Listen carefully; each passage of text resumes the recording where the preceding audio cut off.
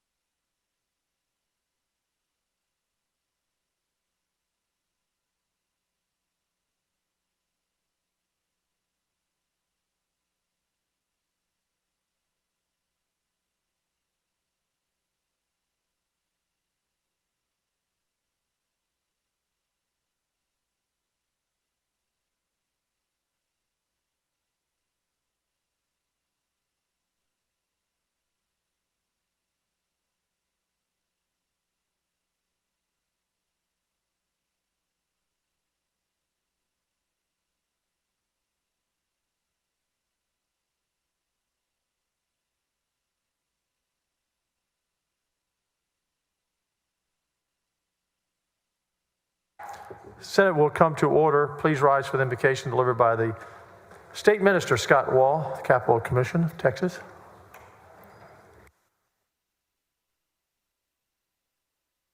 Thank you, Mr. President. Morning, members. Probably some of you know I pray each day in the house, and I have a different theme for the day, and because I can't say the same prayer every day. And so I started off doing the fruit of the Spirit. So love, one day, joy, peace, patience. I figured today I'd do love. If you don't mind, I'd like to go back to that and pray for love, that we feel God's love, and that we also demonstrate God's love today. So let's pray together. Heavenly Father, thank you. You've brought us through, I know, long days and late nights and moments of unity and also deep disagreement. Yet, through it all, you have been faithful and you loved each of us. So today, I lift up each member here in the Senate, everyone in the chamber too. These men and women have just borne the weight of very difficult decisions, I know, throughout session. They've worked very hard, and I thank you for them, not just for what they've done, but for who they are. And as this second special session hopefully begins to wind down and we prepare to go our separate ways to our homes, our families, and our districts, I ask that everybody here would be able to leave, not just having done the work of legislation that you've called them here for, but having felt deeply and personally loved by you, especially through your Son, Jesus Christ. And may your love, the kind that serves, is patient and kind, that's not self-seeking, not easily angered, let that love be in their hearts and guide their steps today and in the days to come. In your Son, Jesus' name I pray. Amen. Thank you. Thank you, Pastor.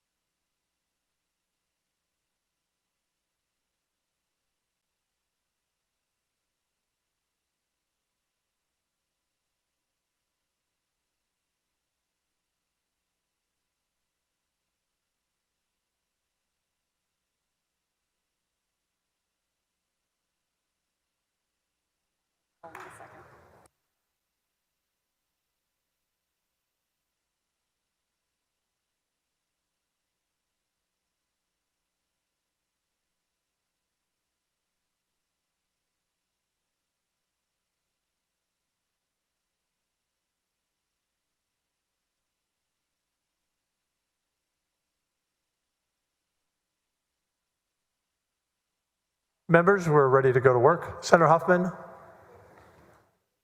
Chair recognizes Senator Huffman for a motion to not concur on House amendments to Senate Bill 5. Thank you, Mr. President. This time I move that the Senate refuse to concur with the House amendments to Senate Bill 5 and request the appointment of conferees to a conference committee. Senator Huffman moves Senate not concur on House amendments to Senate Bill 5 and request the appointment of conference committee. Any objection? Chair hears none. Any motions to instruct? The following conferees, Secretary will read the conferees. Conference Committee on Senate Bill 5, Chair Senator Huffman, members Senators Perry, Flores, Campbell, and Hinojosa of Hidalgo.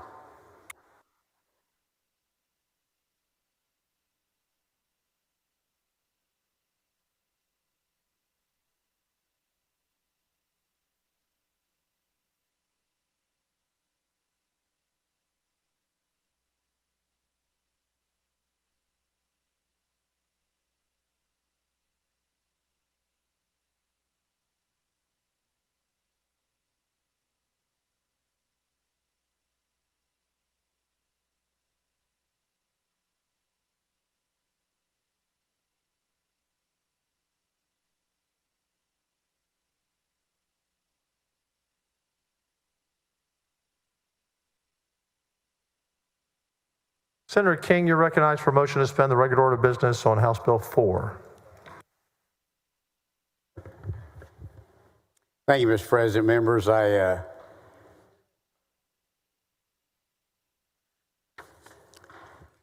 do make that motion and want to lay out with some opening remarks here before questions. But I also, when I was listening to Pastor Scott Wall's prayer, he was talking about the fruit of the Spirit. And if I remember right from Galatians, that's love, joy, peace, patience, kindness, goodness, faithfulness, gentleness, and self-control.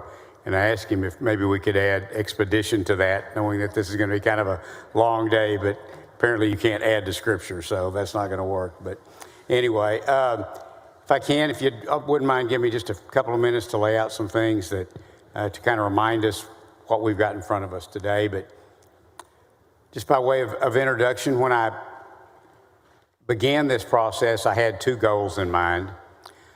The first goal was for the map, which is now HB 4 that's before us, for the map to be legal in all respects. That was the first goal. And the second one was that it would perform better for Republican congressional candidates in Texas.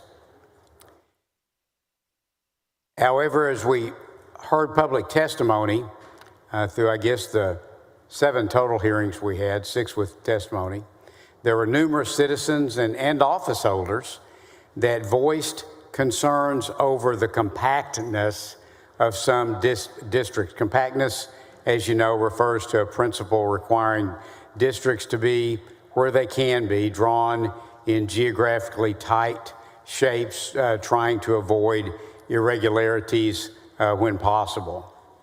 And so since that was mentioned so many times during testimony, I ended up adding a third goal for today's map, and that would be that it would also improve compactness for the congressional districts in our state.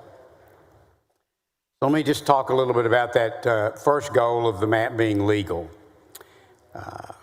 With regard to legality, and we've discussed this before when we did SB 4 last special, the legislature can choose to redistrict at any time, including during special sessions and even during mid-decade. Courts have well recognized this broad authority. Therefore, it is perfectly legal for us to have HB 4 before us today in this second called special session. Further, another big step in legal compliance is the one person, one vote standard. The U.S. Constitution requires that congressional districts be drawn with population as close to equal as possible to achieve the one person, one vote standard. And that makes the ideal district for us, when you divide the 2020 census by the number of congressional members we have, it comes out to 766,987, and that's our target population for each district. HB 4, that's before us today, also meets this one person, one vote standard. Now, beyond this,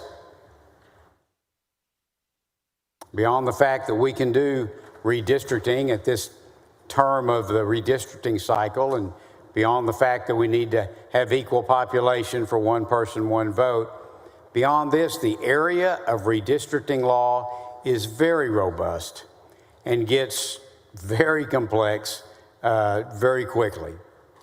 Therefore, what I've done, because I'm not an expert, I'm an attorney, but I'm certainly not a redistricting attorney, but I have relied on legal counsel throughout this process.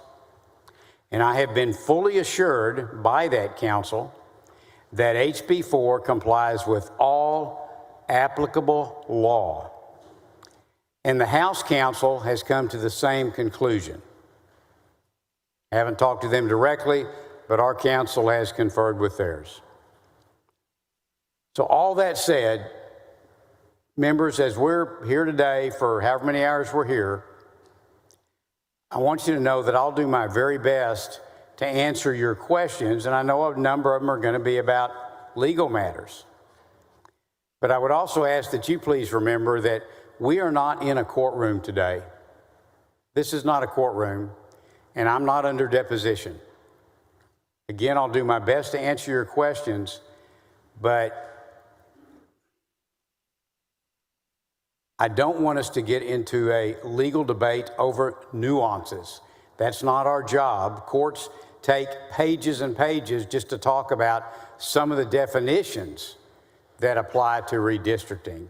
And that's just not what we're here for today. I'll do my best, but please remember we're not in a courtroom and I'm not under a deposition today. So that's what I'd like to say about the legality of this map. Next, shifting to that second goal I mentioned of partisan performance, and that's what really everybody wants to talk about. And HB 4, I believe, should elect more Republicans to the U.S. Congress. But I'm here to tell you there are no guarantees. There are competitive districts in here now, more competitive than the current map.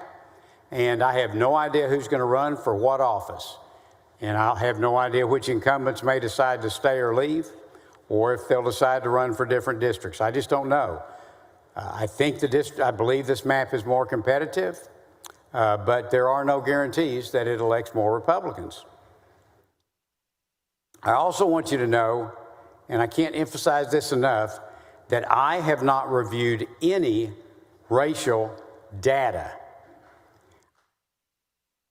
In contrast to the complications that are involved with race-based redistricting, political performance is really a pretty easy map to draw, and it's absolutely permissible as a basis for drawing electoral districts.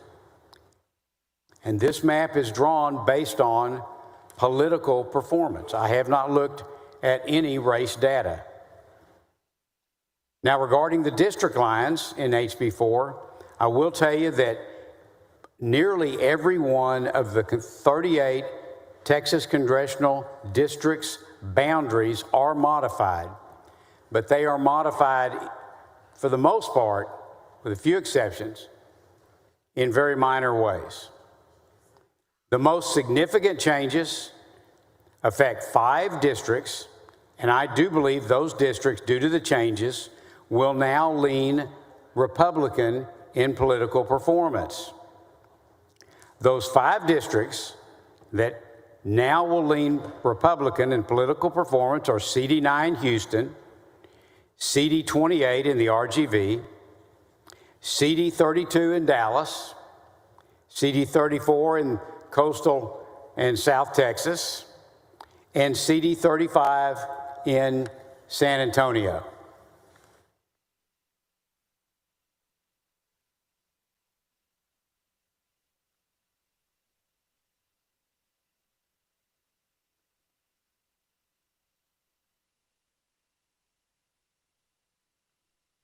I'll be happy to go into detail on those districts later if anyone would like to.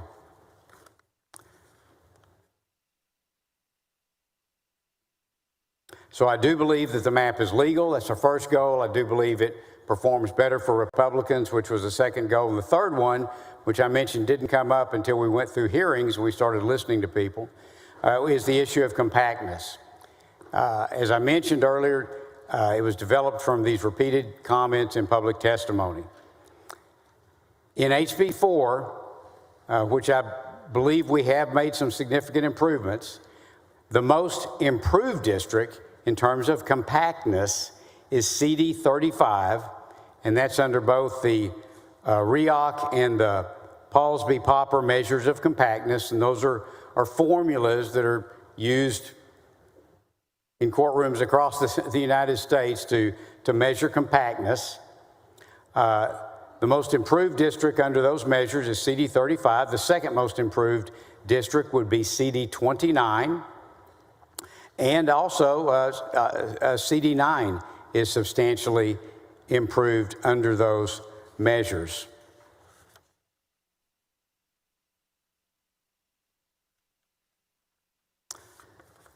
So in summary, I believe HB 4 meets the critically important goals of legality, of political performance for Republicans and of improved compactness. And that's why I believe it supports or deserves and merits our support. I will make one final note. HB4, in addition to those three goals, also has the added benefit of fixing a couple of concerns that were raised by our members and actually brought up in testimony from the El Paso area. Senator Blanco had mentioned concerns over Fort Bliss having been taken out in the previous map out of the CD16 in El Paso. There were also witnesses that testified when we had our West Texas focused hearing, witnesses from El Paso that brought that up as well. And so in response, Fort Bliss has been moved back, the critical part of it that they were concerned about, into CD16. And I'm glad we were able to help Senator Blanco and his constituents in that regard. Also, Senator Hall had raised concerns about Navarro County being divided for the first time. And the House actually fixed that as it was going through their process. So I'm glad we were able to make a couple of accommodations there. And with that, again, I would move to suspend the regular order of business. Senator Alvarado, what purpose? To ask the author some questions. Do you yield? Thank you, Mr. Chairman. We've had a lot of discussion about this bill in our hearings. Mr. Chairman, we've covered many topics on the floor, in committee hearings, so my questions today will be focused on the Houston districts and the changes to my home district, the current CD29.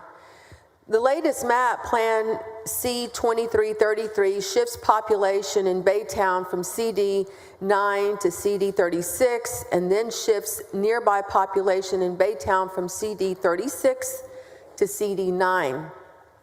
Why does the map shift two sets of population in the same city back and forth like that? Okay, I'm sorry, I'm not sure I understood your question. Could you walk me through that again? Okay, so the plan, your plan, shifts the population in Baytown. Baytown is from CD9 to CD36, and then shifts some nearby population in Baytown from CD36 to CD9. So I'm just curious what the reason was for that shift. Well, the best answer that I can provide you is in CD9, of course, because of the way it's drawn today, it is more compact on the standard measures for compactness, but also the changes that were made in the greater Houston area were made for the purpose of improving partisan performance. And as you know, CD9 should now perform as a Republican district. Okay, because I know before y'all were talking about that district being a Latino opportunity district. I haven't ever talked The about that. original plan, okay. The HCVAP population of CD9 after your amendment is just barely over 50% CVAP. Do you know I'm sorry, what for happened which district? in CD9? So after your amendment, it's barely over 50%. Do you know what drove that or how that happened? And you were referring to CVAP? Yes. Okay, of course, CVAP is citizen voting age population. CVAP is really not census data. This map is drawn, and the only way it can be legally drawn is on the 2020 census data. CVAP is an estimate that's done annually. It's considered very problematic for a lot of reasons. So typically in redistricting, it's not something that someone will want to rely on. But again, I haven't looked at any racial data, and I haven't looked at CVAP, and really, there's no reason to look at racial data or CVAP. The simplest, easiest way to draw a map for political performance is to look at election data, at voting data with regard to Republican and Democrat votes.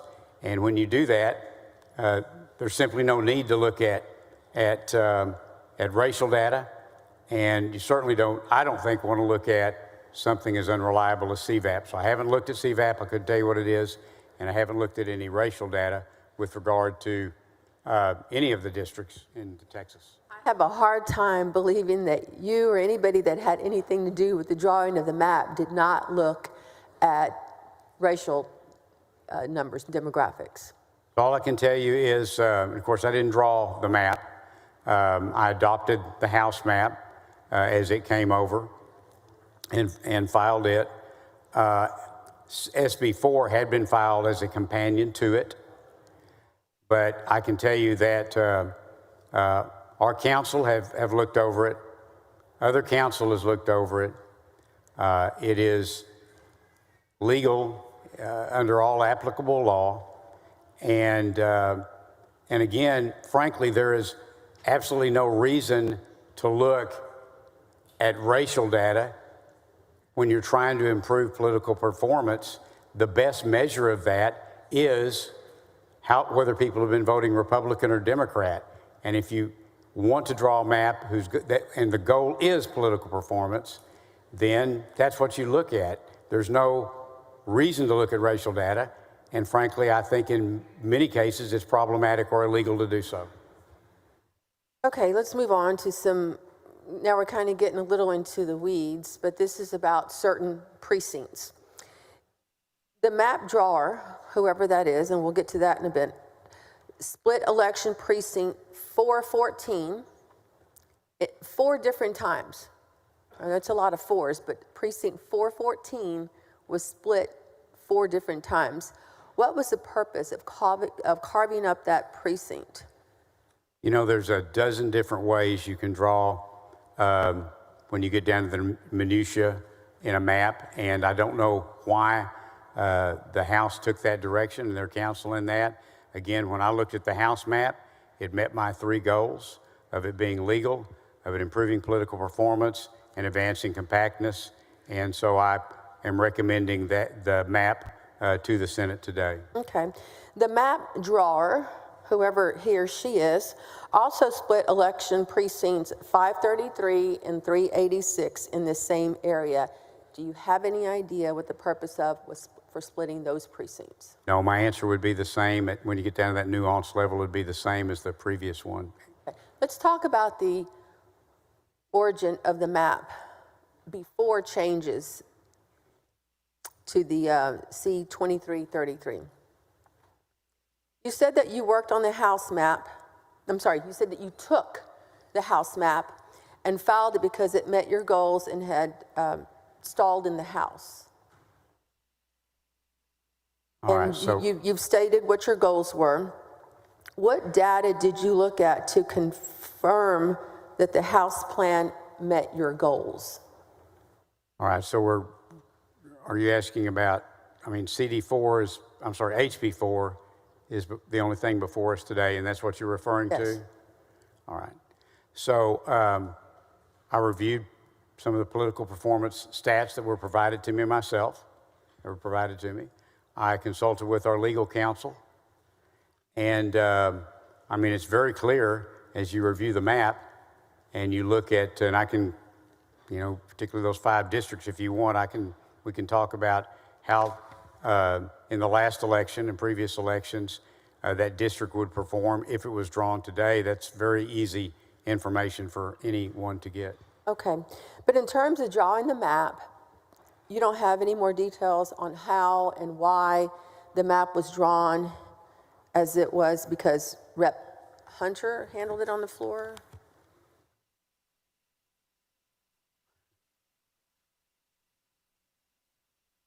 So the predecessor to HB4, I guess, would have been HE4 from the prior session.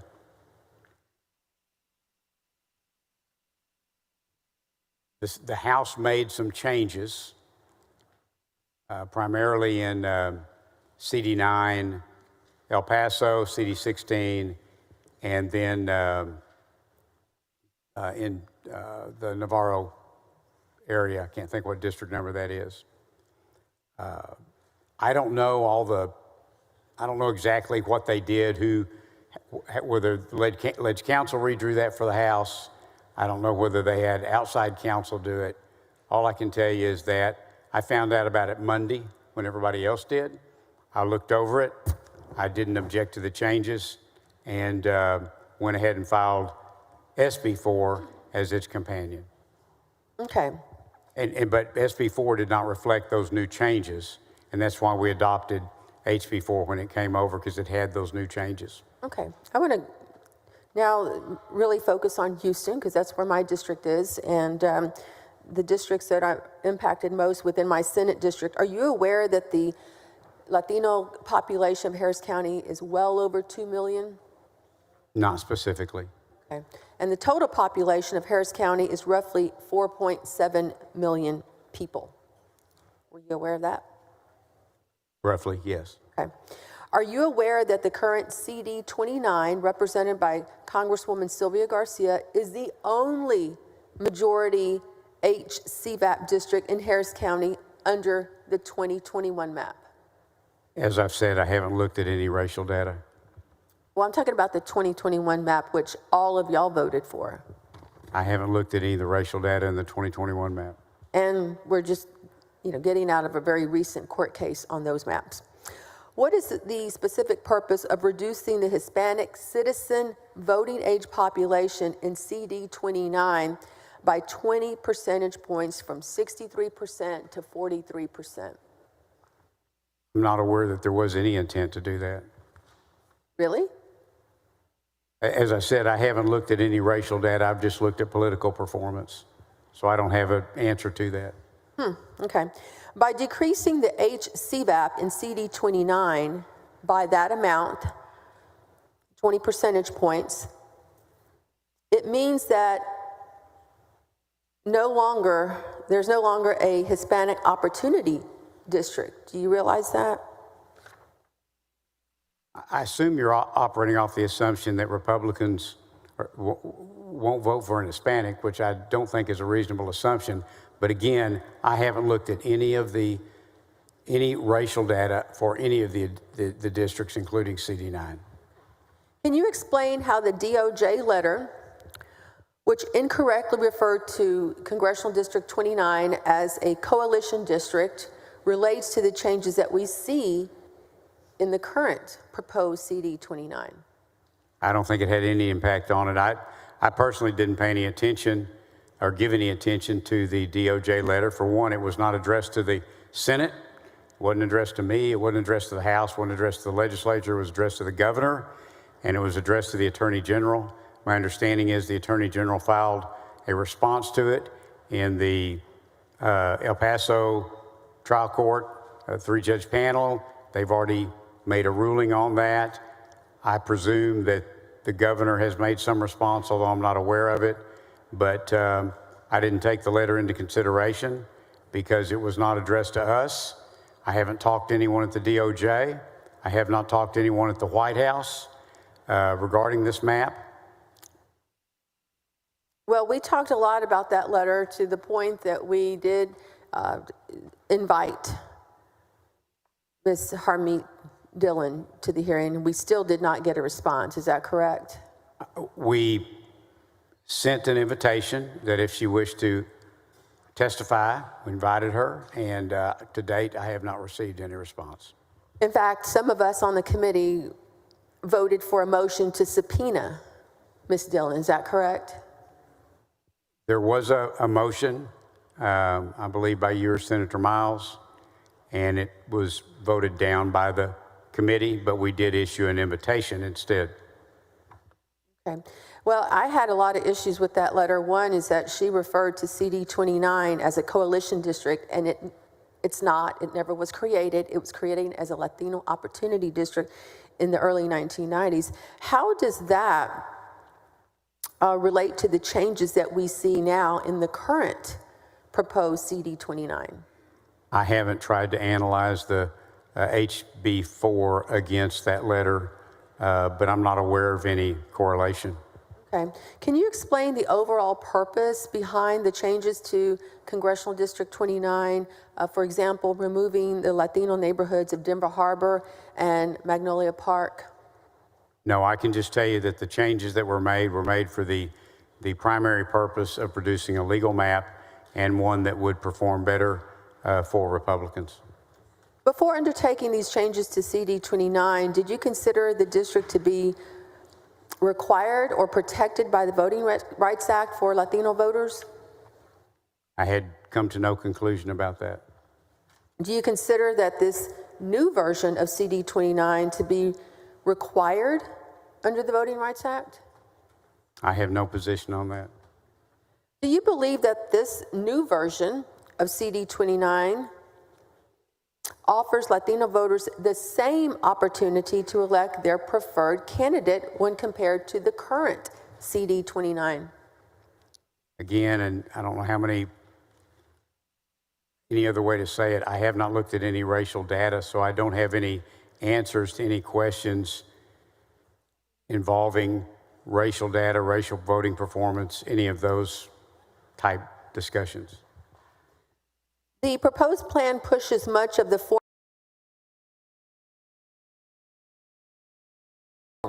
my home, my house, bringing the HCVAP of CD9 to barely over 50%. Again, I don't know. I haven't looked at the CVAP. Do you believe that a community that makes up almost half of a county's population should be able to elect their candidate of choice for Congress? I hope that everybody has the opportunity to elect their candidate of choice. But with regard to CD9, I believe it is now going to be Republican leaning. Do you believe that a community that makes up almost half of a county's population in a county that is big enough for 6 congressional districts is adequately represented by 1 seat? I'm sorry, could you repeat that? Do you believe that a community that makes up almost half a county's population, meaning the Latino community, in a county that is big enough to hold 6 congressional districts is adequately represented by 1 seat? I presume under one person, one vote, if they have the ideal number of 766 a number in population, that's at law adequately represented. Okay. Isn't it true that in the pending case challenging the state's 2021 maps, Latino voters argued that the state violated the Voting Rights Act by failing to create a new Hispanic Opportunity District in Harris County? You know, I haven't read all the pleadings. I've just generally kept up with that case. Did you perform any analysis to determine if Latino voters in the new CD9 would be able to regularly elect their candidate of choice? I instructed our council at every map we have looked at to analyze it to make sure that it complies with all constitutional law and obviously with the Voting Rights Act as well. And I've been assured that this map meets all applicable legal requirements. Why did you decide to a large portion of the current CD 29 into this newly proposed CD 9? I didn't make that decision. I decided to adopt the House bill that was passed out of the House as it's drawn because I believed it met the 3 goals that I had in mind and I believed was worthy to recommend to the body for adoption. Is the new CD 29, which you've drawn in your proposed map, a coalition district?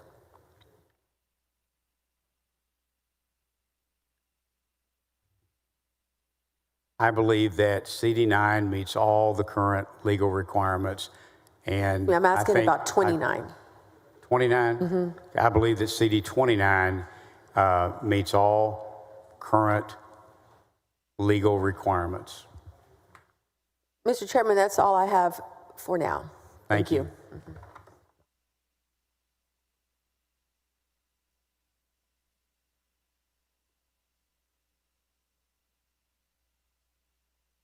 Senator Zaffarini, for what purpose? To ask questions, Mr. President, but may I yield to Senator Menendez? Yes. Thank you. Senator Menendez, what purpose? Mr. President, to ask questions of the author. Do you yield? Absolutely. Thank you, Mr. President. Thank you, Senator King. Senator King, I heard your bill layout, and you know, in your layout, I heard you say your opening phrase, when I began this process. I was just curious, when did you begin this process? Because we had a redistricting committee during session, but I never heard anything about a redistricting of maps at all during session. So when did you come up with the thought or the idea of filing a new map? When a couple of weeks or so before, maybe a week or so before the first special session, I got a call from the Lieutenant Governor asking if I would be willing to chair the redistricting committee. Okay. So you mentioned that you believe in your heart that you believe this map is drawn race blind? Yes. Okay. And you've said that you have not looked at any race data with respect to this map, correct? Correct. So to that end, if I hear what you're telling me, the map then does it take any race data into account? Not to my knowledge. Okay. Have you had an opportunity to watch any of the House proceedings or been present at any of the times that Chairman Hunter has spoken about the map? Sorry, could you repeat that? Yes. Have you had any opportunity to watch any of the House proceedings or any of the times when Chairman Hunter has been describing the map? Very little. Very little. Okay. Very good. Well, then you must be aware that each time Chairman Hunter has laid out the map, specific districts and the race population for those districts. So I'm not sure, were you aware of that? Were you able to watch that of his delivery? I've actually watched very little of the House hearings. All right. So if you missed when Chairman Hunter listed the specific districts and the race population for those districts, it, to me, adamant that you have not looked at race data. Why have you not, if Chairman Hunter's talked about race data, why have you not looked at race data? Well, because it's problematic and confusing under the law, and it's very complex as to how such data applies in redistricting. It's very simple and very well established in law that you can draw maps on a partisan basis. And so we've looked at this from a partisan basis. It's my understanding that that's the basis from which it was drawn, and it performs in a manner that should improve, should be an improvement for Republican candidates. When you say it's problematic with the law, which law are we referring to? Well, there's a host of redistricting law. I've got, one little brief here that's just a summary of, we've had 30 years of cases, and I've gone through several redistricting cycles, and you have as well, and we have an ongoing trial in El Paso, and it's just a complex, very robust area of law. Would any of those be the Voting Rights Act? Voting Rights Act is always a consideration. Very good.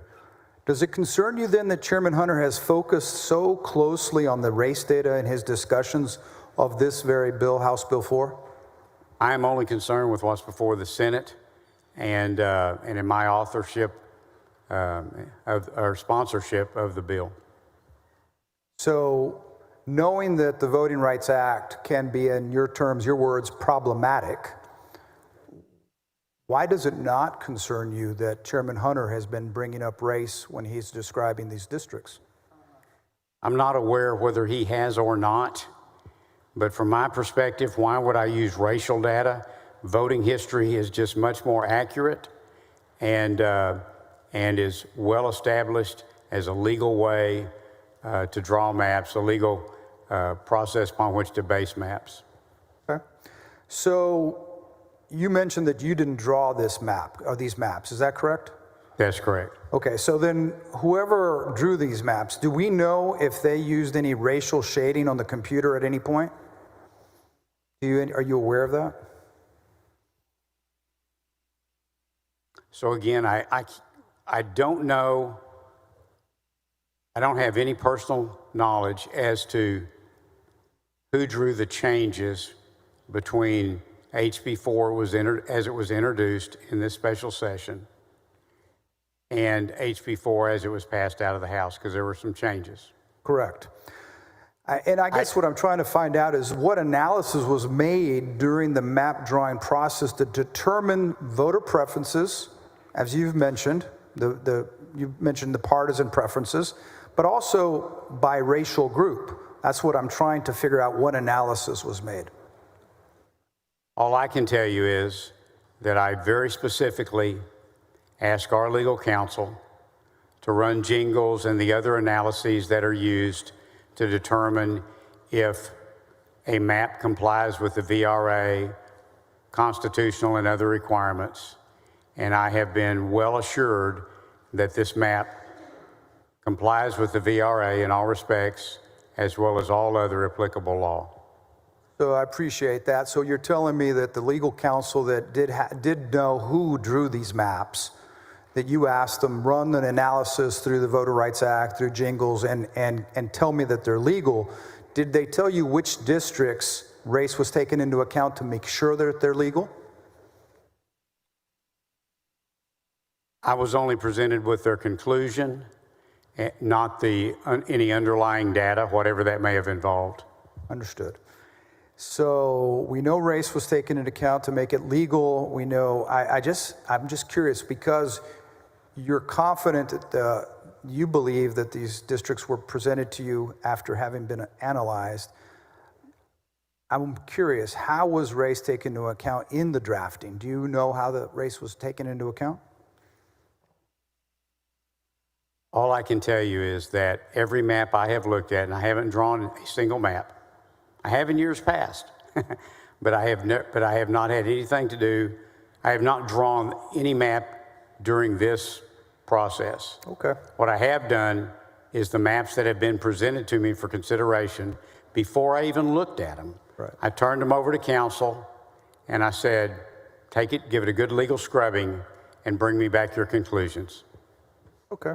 So the current existing congressional maps, the ones that were drawn in 2021, did you consider districts that were currently protected by the Voting Rights Act when this new map was drawn? Did you say, hey, these are protected, make sure they stay protected when the drawing of this map? Did you all ask that?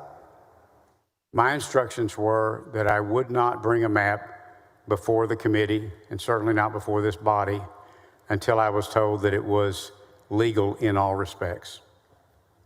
Do you believe that there's racially polarized voting in Texas? I'm not sure I'm even qualified to comment on that. I'm familiar with some of the prior case determinations that have been made in previous years. I don't know what the state of voting is today. I just know that the map that is before us today is legal with regard to the VRA and other applicable law. Did you do any analysis or review of whether voting is racially polarized in Texas before, during, or after? I have not personally done any analysis. Okay. Do you know which districts in this new map, in the map that you've laid before us in this Plan C2333, you know which districts are located in areas that have any polarized voting, racially polarized voting? I think the map speaks for itself in terms of its geographic boundaries. I have not personally made any analysis that you've referenced. All I can tell you is that I have been assured that this map does not violate the VRA or any other applicable law. What analysis of Latino voters' preferences were conducted before drafting any of the districts in this plan? Well, I'm confident for each district there was a jingles type analysis. There are other things that are done, regression analysis and others. I'm not familiar with all of those. What I did, because I'm not an expert on either the statistician side or the legal side, was I hired a law firm, engaged a law firm that has decades of experience and that I could have a lot of confidence in. And I asked them to scrub each map I considered beforehand. You mentioned they presented you a report, that they said that they presented your report because you asked them to make sure to scrub it using jingles, Voters' Rights Act. Do you know what elections they looked at? Not specifically. I just made sure that I have the highest confidence that they did a very thorough analysis. Do you know what kind of election analysis they conducted? Not specifically. Last two questions. Which Latino majority districts in the 2021 maps, the ones we currently have today, do you consider to be protected under the Voter Rights Act? I don't have an opinion on that.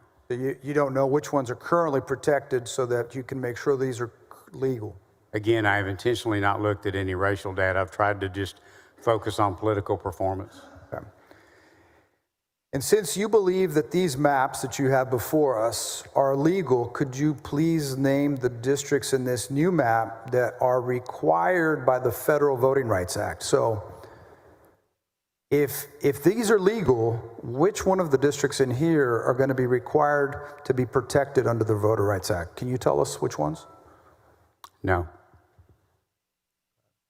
So I'm sorry, this is my last question. You mentioned that this is a compact, improves compactness, right? Yes.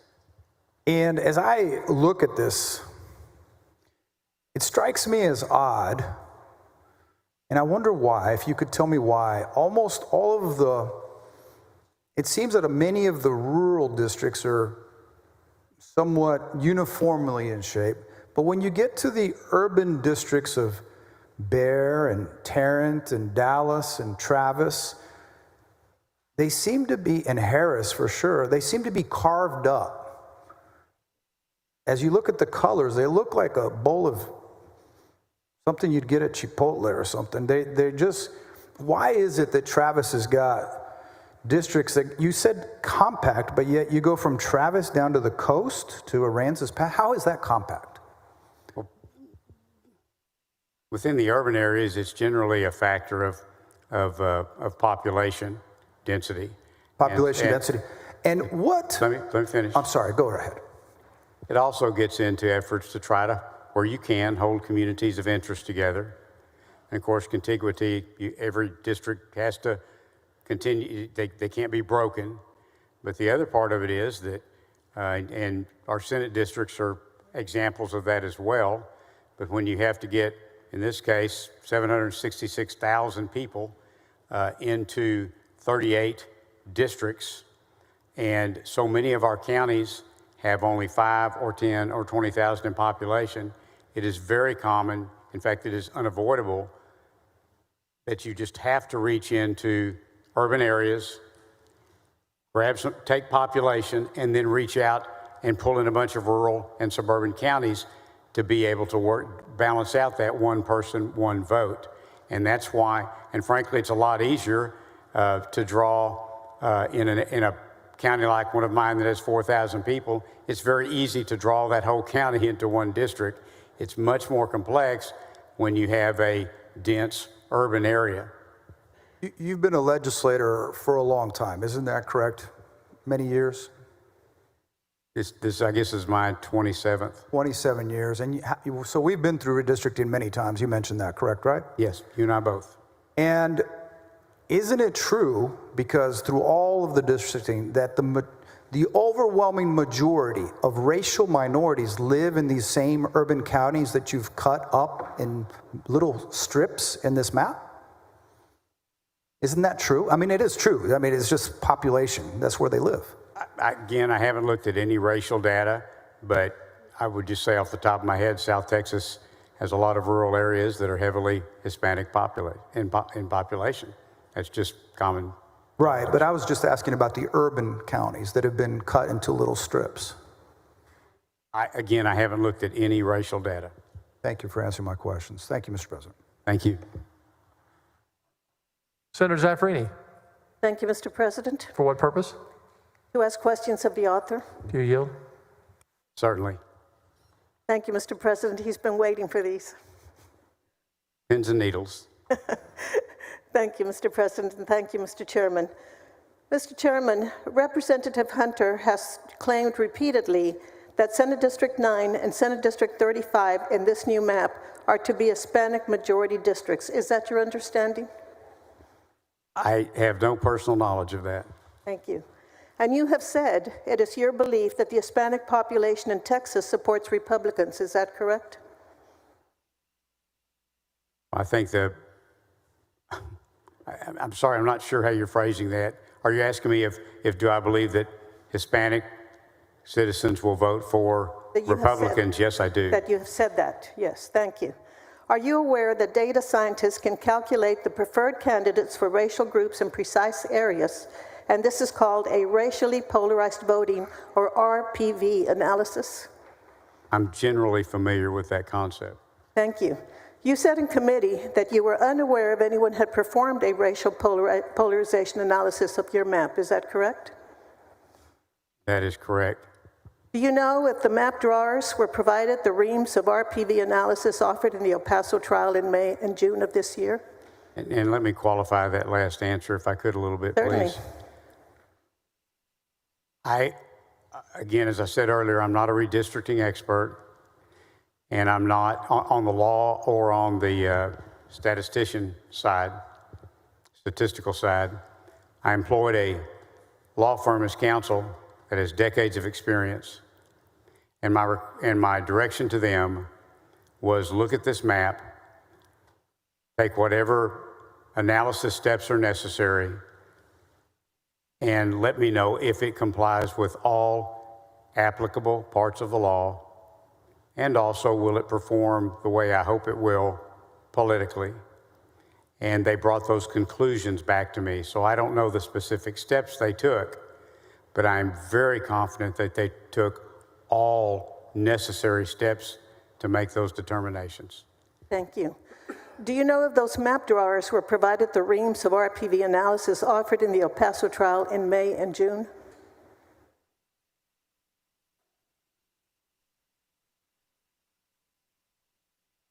I have not been told that they were short of any data that they required to make their analysis.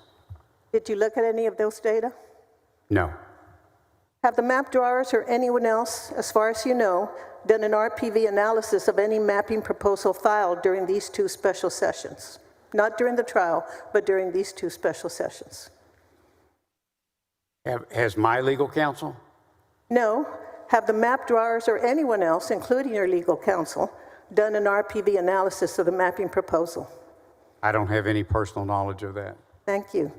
Are you aware that a majority of the Hispanic population that your map includes in CD 9 and CD 35 prefers Democrats in elections? Again, I haven't looked at any racial data, but I can tell you the way the districts are drawn, specifically CD 9, it should perform competitively for Republicans. Thank you.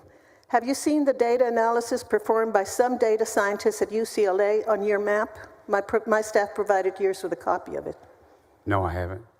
Thank you. For example, in your new CD9, 61.99% of the Hispanic population voted for Harris for president. Were you aware of that? No. For example, in your CD35, 64.73% of the Hispanic population also voted for Harris for president. Were you aware of that? No. Thank you. Based on the map data, you can clearly see that these two districts will elect Republicans, and the only race or ethnic group in these districts that support Republicans are white, non-Hispanic voters. Regarding specifically Central Texas, what is the specific purpose of creating Senate Congressional District 35, representative by Greg Casar, with an Hispanic citizen voting age population of 51.6%? I can't speak to the minority representation, but the purpose in drawing the district as it is was to improve political performance for the Texas congressional delegations. Did you create Congressional District 35 with an Hispanic citizen voting age population of 51.6% to comply with the Voting Rights Act? I haven't looked at CVAP. Thank you. What role did the metric of Hispanic citizen voting age population play in the creation of this new version of CD 35? All I can tell you is that the map meets all legal requirements under the VRA and should perform better for Republicans. Thank you. What is the overall purpose in the changes to CD 35, such as specifically removing from it Southeast Austin and nearby I-35 corridor cities such as Kyle and Buda? Again, there's always a dozen ways to draw districts, particularly if you're doing them from a political performance perspective.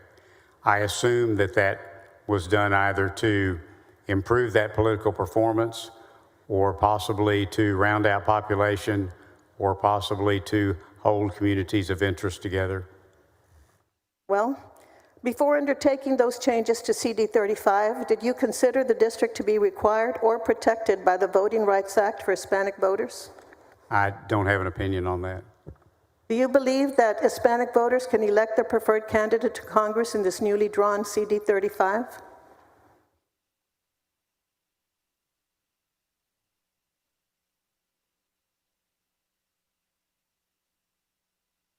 You'll give me just a second. Sure. You have all day.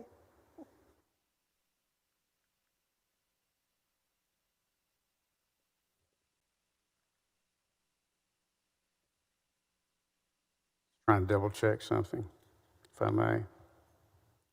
Certainly. I guess all I can tell you is I believe that CD 35, as drawn in HB 4 that's before us today, will lean Republican. Thank you. Do you consider this newly drawn CD 35 to be a replacement for the current CD 35 under the Voting Rights Act? You know, actually the numbers that designate CDs are kind of irrelevant. I used to be in a House district and then we did redistricting and I didn't move and nothing changed and I just had a new number. And so I'm not sure that one number, I think the boundaries are what matter, not the numbers. Thank you. Are you aware, Senator King, that there are historic Black and Hispanic neighborhoods in East Austin? Yes. Are you aware that there are also deeply rooted and rapidly growing Hispanic communities in nearby Hays County? I know we have rapidly expanding Hispanic communities across Texas. Thank you. In your proposed map, these communities have been moved from CD 35 with the City of Austin to the newly drawn CD 27, which stretches through sparsely populated rural counties like Austin and Wharton, all the way to the coast, 170 miles away, through Matagorda and down to part of Nueces County. Is that correct? Of course, the map kind of speaks for itself and what the geography is of that district. But again, we have in our current map and in probably every redistricting map ever drawn in Texas history, we have very vast districts because we have very dispersed population. So then what was the purpose, Senator King, in this proposed map of moving these communities in East Austin and Hays County from nearby Austin into the communities with Port Aransas 200 miles away? Specifically, what was that purpose? Well, it could have been a number of things. Again, all I have looked at is to make sure the map is legal, which of course does take into consideration communities of interest and other traditional redistricting criteria. But you can draw a map in many ways. And I'm not sure I follow. Are you suggesting that moving those communities out of one district into another somehow in some way violated some aspect of redistricting law? Could you explain to us how the dramatic changes in Congressional District 35 would impact specifically the Hispanic population? And 35, of course, is represented by Greg Casar. I haven't looked at any racial data, so I wouldn't have that information. I can tell you that that district will lean Republican in voting performance. Thank you. The communities in East Austin that are now connected with Port Aransas used to be in CD 35, is that correct? I'll take your word for that. I don't have the old map in front of me. Thank you. Instead of including these communities along the I-35 corridor, the proposed CD 35 extends east into Karnes County, is that correct? Yes. So what was the purpose of replacing these communities in East Austin with communities in Wilson and Karnes County? The purpose was to draw a map that was legal under all applicable law and that performed better for Republicans and that created or improved compactness in some districts. And how were these decisions made, Senator King?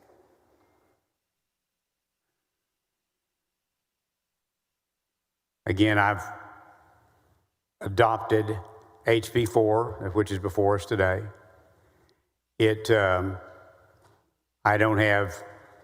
I wasn't there participating in the map drawing process. What I can tell you today, though, is that this map is legal. It performs better for Republicans. It improves compactness. And it is, I believe, a good map for the Senate to vote out. Thank you.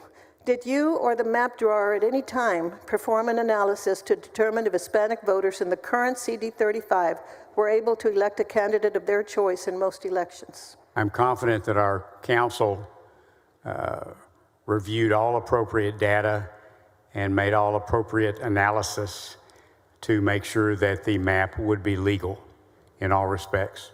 Did you or the map drawer perform any analysis to determine if Hispanic voters in the current CD 28 were able to elect a candidate of their choice in most elections? Again, it would be the same answer. Thank you. The ultimate result of your changes in Central Texas is to pair Greg Casar with Lloyd Doggett in a majority Anglo district. Is that correct? The objective was to create more or better performing districts from a Republican perspective. But it's correct that the ultimate result is to pair those two, correct? Well, pairing is kind of a relative concept. It's different in House and Senate maps, but in congressional maps, since you don't have to live in the district you run in, pairing is not really I think, a valid definition, concern, issue. And that is true, but their residences are now in the same district, correct? That's my understanding. Thank you. Pertaining to Congressional District 28 in South Texas, what is the purpose of increasing the Hispanic citizen voting age population in Congressional District 28 by 18 percentage points in the newly drawn map? I'm not aware that it was. I haven't looked at any racial data. Thank you. Can you explain the overall purpose behind the changes to Congressional District 28?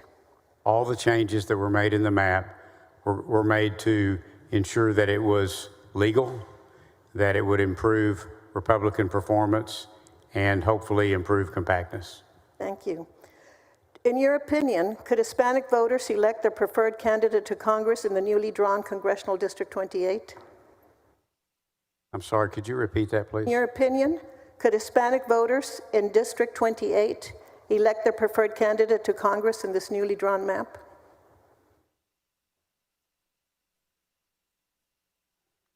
I really don't have an opinion about that. I believe that every voter in the state of Texas will have the opportunity to cast their vote for the candidate in their district. Now, at the risk of getting a little too personal, why would you separate Webb County, which includes my hometown, Laredo, from Bexar County, with which we have an historic relationship and wonderful community of interest, and attach it instead to Hidalgo County, home of the city of McAllen, when everyone in the area knows that the city of Laredo and the city of McAllen have a competitive relationship? There was nothing personal about it. Thank you. But do you know why it was done?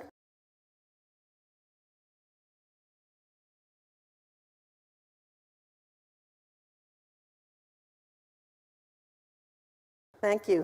Continuing in South Texas, specifically Congressional District 15, all of Karnes County, which is in my senatorial district, is in Congressional District 15. Is that correct? I'm not looking at the map, but I certainly take your word for it. Thank you. And your proposed plan replaces Karnes County with all of DeWitt and Lavaca counties. Is that correct? If the map says what it says, yes. Thank you. Are you aware, Senator King, that Karnes County is 52.6% Hispanic according to the 2020 census, whereas DeWitt County is 34.8% and Lavaca County is 19.4% Hispanic? Again, I haven't looked at any racial data. Thank you. What was the purpose of taking a more heavily Latino county out of Congressional District 15 and putting it in a less heavily Hispanic county?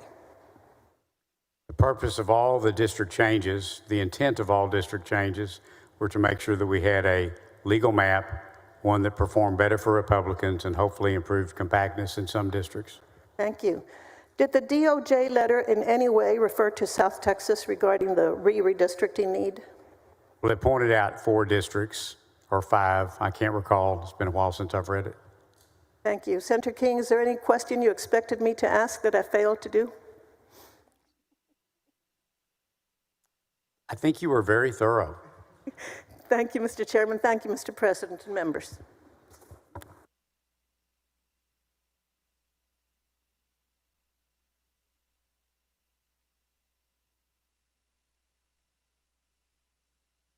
Senator Hinojosa, for what purpose? Will Senator King yield for questions? Do you yield? Yes, certainly. You're recognized. Thank you, Mr. President. Senator King, I'll try to not repeat questions, but as you know, some of the questions will overlap with previous questions. Regarding the 2021 redistricting map, that's Plan C-2193, you have stated that the map was drawn to protect incumbents and that race was not a factor. So is the 2021 redistricting map legal? Is it constitutional? You're referring to the 2021 map that's Correct. the map for Texas today? My understanding at the time I voted for it was that it was a legal map. Do you think it's legal and constitutional now? As far as I know. Okay. On July 7th, the Department of Justice sent a letter to Governor Abbott and Attorney General Paxton stating that 4 congressional districts in the 2021 map, that's Congressional District 9, 18, 29, and 33, were unconstitutional racial gerrymandering. Do you agree with the DOJ's conclusion in the letter? No, I believed at the time I voted for the map that it was a legal map. And again, I really didn't take the DOJ's letter into consideration. But you have read the letter, have you not? Oh, yes. So do you agree with the conclusion stated in the DOJ letter? There was nothing in the letter that compelled me to believe that its conclusions were accurate. Over the last 4 years, the state has argued in court that the 2021 map did not draw minority coalition districts to address racial disparities because it draws race blind. In other words, race was not considered at all. Do you agree with the DOJ conclusion that minority coalition districts violate the Voting Rights Act of 1965? My understanding of the current map we have today, and my understanding of it at the time I voted for it, was that it was a legal map under all applicable law, and I would assume it remains so today. So you don't think that coalition districts are unconstitutional, do you? Well, of course, we've had a new court case that dealt with that, but again, with regard to the map that's before us today, I believe that it is, I believe from competent sources that it is legal in all respects. But by your answers, I assume and conclude that you do believe that coalition districts as drawn in 2021 are constitutional. No, I'm not saying that. I'm just saying I believe that the map that I voted for in 2021 I had confidence in it from the testimony I heard and the people that were authoring it and sponsoring it, that it was legal in all respects. Okay, that would, well, would it be yes, you think it's constitutional to have coalition districts? You know, I really respectfully don't want to get into discussions. I know we just had a recent case on that out of the Fifth Circuit. I really don't want to get into the nuances of redistricting law. I probably generally understand it the way you generally understand it. I did this map that's before us today is not based on coalition districts, and I believe it is legal in all respects. Well, my questions were on the 2021 map, but let me ask you about House Bill 4. How many minority coalition districts does Texas have under the 2021 map? Under the 2021 map? Correct. Again, in terms of relevance, we're not on the 2021 map.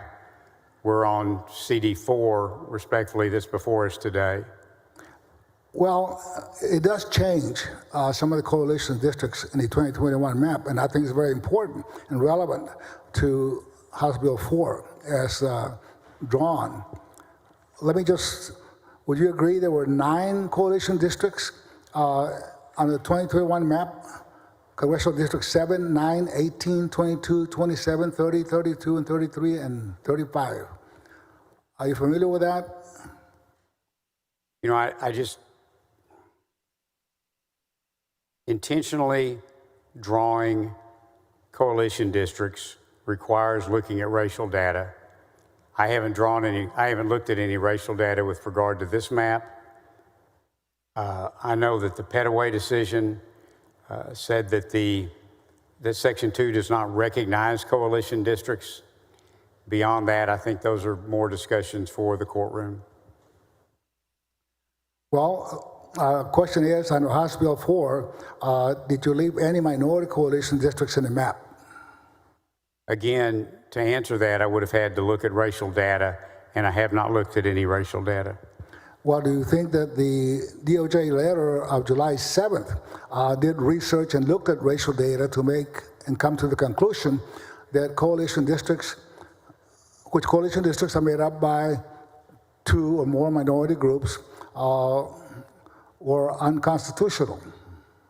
I have no personal knowledge of any of the underlying data that went into the DOJ's conclusions. Well, common sense, how would you find out what the racial makeup was without doing research and targeting those districts?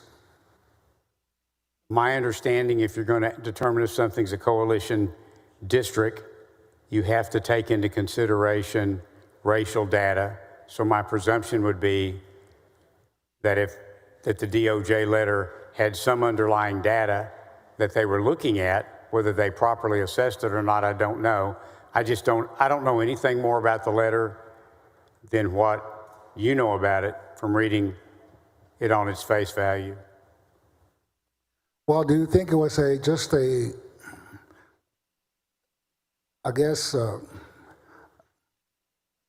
error or a mistake or just by coincidence that the congressional district named by the DOJ letter were all altered under House Bill 4? I can just tell you that my analysis and my support, rather, of HB 4 does not in any way take into account the DOJ letter.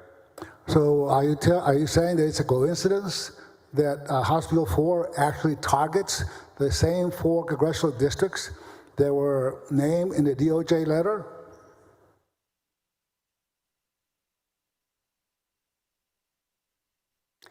I don't have any opinion on that at all. I can just tell you that, to my knowledge, it was not taken into consideration. There are 3 white Democrats in Texas congressional delegation and 10 minority Democrats. Yet 4 out of the 5 incumbents targeted for elimination in this map, House Bill 4, are minorities. Why did this map only seek to eliminate seats held by minority Democrat members? Again, I haven't looked at any racial data. I have no idea who might run for office as a candidate, and I have no idea who may be elected. These are, in fact, frankly, these are going to be very competitive. These 5 districts are going to be very competitive. So do you think, well, you said you didn't draw the map, correct? That's correct. I did not physically draw the map. So you just picked up a map drawn from somebody. The map was drawn by somebody, that's correct. And that somebody could have taken racial data drawing House Bill 4. All I can tell you is that I don't really have any personal knowledge of the inner workings that went into who participated in drawing the maps. I mean, I know some of the people that are involved in it, but I don't know the interworkings, what they did, how they did it. All I know is that when I saw the House bill that was filed, I asked our counsel to review it. They have assured me that it meets all legal requirements and that it will also perform better politically for Republican candidates, and that's why I'm supporting it. Well, I know you're familiar with House Bill 4 and the 2021 map. We have, under present law, 9 coalition districts, 1 minority majority out of the 9. Your map, House Bill 4, eliminates 5 of those congressional districts and reduces that to 4. Are you aware of that? Again, I haven't looked at any racial data. Well, I think it's important to at least look to make sure, as you said, that this House Bill 4 is in compliance with the Voting Rights Act and the 14th Amendment of the United States Constitution. Don't you think so? Absolutely, and that's why I made sure that we had a hard time actually finding the right counsel that I could have a lot of confidence in, and I have a very high level of confidence in their conclusion. And then I just on the, seems like this House Bill 4 came about because of the DOJ letter who relies on the Petaway versus Galveston County decision by the Fifth Circuit. In that letter, it really misinterprets the decision. And nowhere in that decision does it say that we need to do away with coalition districts. Does it? So my general understanding of Petaway is that the Fifth Circuit held that Section 2 doesn't apply to coalition districts. But to analyze that and determine that, you have to look at racial data, and I have not looked at any racial data. Well, would you agree that the decision was really a narrow decision based on coalition districts not being able to claim dilution under Section 2 of the Voting Rights Act? I'm sorry, could you repeat that, please? Would you agree that the decision by the Fifth Circuit in Getaway versus Galveston was narrow in scope, in that the decision that was made only talked about coalition districts could not file a claim of dilution under Section 2 of the Voting Rights Act? I'm just generally familiar with the case, so I don't have a specific opinion. So you're not familiar with the case itself? I'm sorry? You're not familiar with the case itself? No, I am familiar with it, but I'm not prepared to go into the detail that you're speaking of. Okay. Let's talk about communities of interest. Would you agree that the traditional districting principles that have historically been considered in drawing legislative districts have included compactness, contiguity, and the preservation of political subdivisions and communities of common interest? Would you agree with that? Those are some of the elements of traditional redistricting criteria, yes. And under your proposed map, Plan C2333, House Bill 4, are communities of common interest considered and protected? You know, I think communities of interest is kind of in the eye of the beholder. It certainly can be cities, it can be counties, it can be historic neighborhoods, it can be school districts, but of course, none of those align with one another.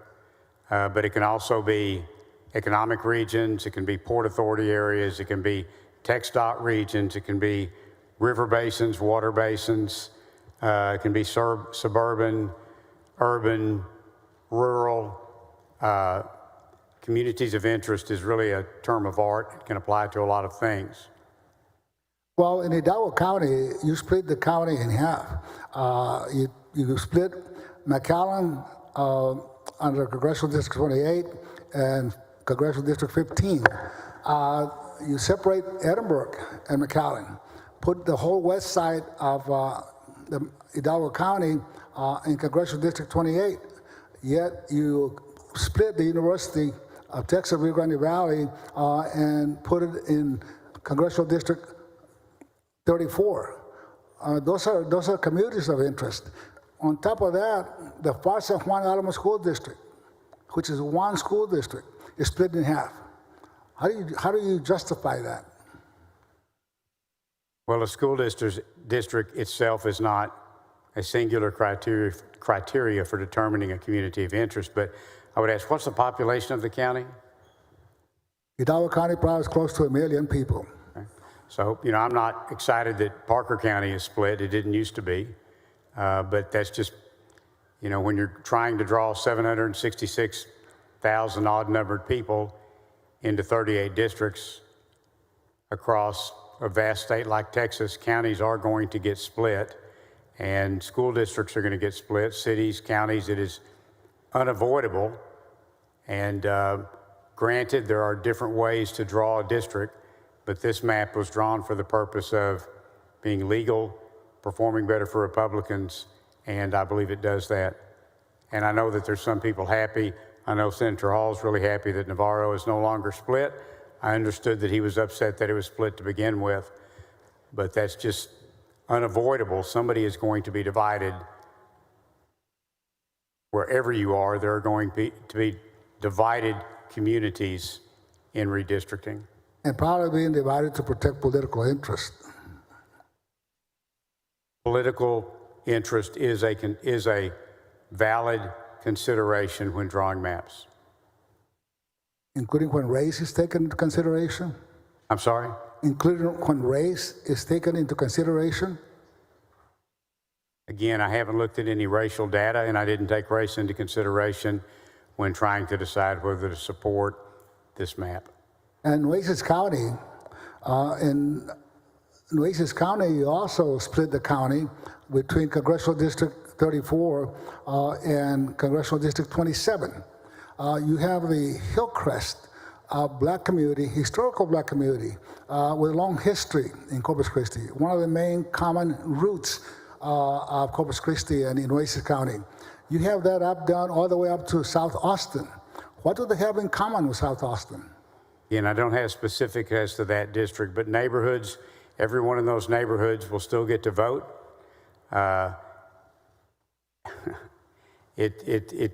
Again, communities of interest are always in the eye of the beholder, and whether someone lives on one side of the street and votes in one CD and on the other side of the street, somewhere lines are going to be made, and when you are making them for the purpose of trying to avoid any racial inequities or anything that you're doing, anything you do is going to create lines. And I don't have specific knowledge of that one, but I will also say that that neighborhoods under the current map, under any map we've ever drawn, neighborhoods are divided, school districts are divided, cities are divided. It just occurs. Communities of interest are an element of redistricting criteria, but they are not the only element. And I don't like the way some of my district is divided as well. I can tell you that I did not take any racial data into consideration in drawing this map, and to my knowledge, no one else did. Well, you also divide the port of Corpus Christi, which is #1 in the nation in exporting crude oil, from Texas A&M University, where they work very close together for purposes of increasing their economic impact on Oasis County. In addition to that, the refineries, which are very strong economic drivers in Nueces County. You even split the refineries. Half are in Congressional District 28, the other half are in Congressional District 27. I'm sorry, Congressional District 34. Part is in Congressional District 34, and then the other part of the refineries are in Congressional District 27, Congressman McLeod. But I understand, but refineries don't vote. Hospitals don't vote. Other buildings don't vote. People vote. And the it's families that difficult work, to see how dividing a refinery should be considered. the workers that work there and the families vote. The people who have jobs there vote. Well, let me ask you on the Voting Rights Act. What districts in the 2021 map do you view as protected under the Voting Rights Act? I don't have an opinion on that. I didn't look at any racial data with regard to this map. Under the proposed map, House Bill 4, what districts were drawn in response to court orders? Again, I don't know how many, please, I don't mean this directed at you in any way at all. And your questions are very valid, and I appreciate them. But I have not taken any racial data into consideration with regard to this map. I have requested a determination and believe that determination to be correct, that this map is legal, and that's what matters to me first and foremost. I wanted it to perform better for Republicans. I believe it does. And I also believe it improves some compactness in a couple of districts. And that's why I'm supporting the bill that's before us today. Senator King, you previously stated during your layout for this, actually what used to be Senate Bill 4, now House Bill 4 with some changes, that you have consulted with your legal counsel and that you were absolutely confident the House Bill 4 complies with all applicable laws. Did your legal counsel testify before the redistricting committee? No, they did not. Did the lawyers express an opinion to you only? Did the lawyers express their legal opinion to you only whether or not House Bill 4 was constitutional and in compliance with the Voting Rights Act? I don't know actually who all they've expressed that to. They have expressed it to me. They have not expressed that to you? No, I said, I don't know who all they have told that to, that they believe the map is legal in all applicable law, but they have told that to me. But I just, again, those lawyers have not testified or informed the redistricting committee that this map is in compliance with the Voting Rights Act and the United States Constitution. No, that is my testimony today as to the conclusions that have been brought to me. Thank you, Senator King, for answering my question. Thank you, Senator. Members, we are going to stand at ease for 10 minutes till 12 o'clock. Then we'll come back to Senator Johnson when we reconvene. Senator Johnson, followed by Senator Cook, and that's who I have remaining to ask questions. So with that, members, Senate stands at ease till 12 o'clock.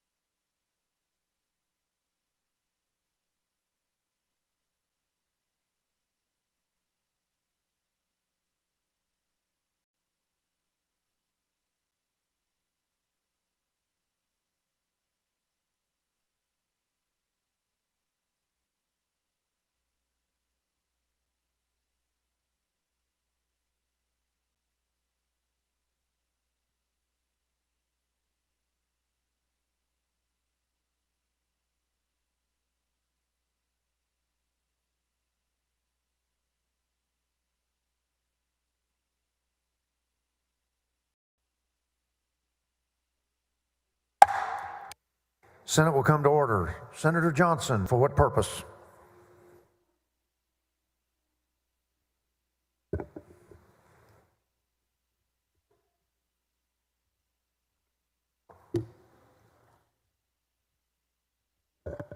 To ask questions of the author, Mr. Do President. you yield, Senator King?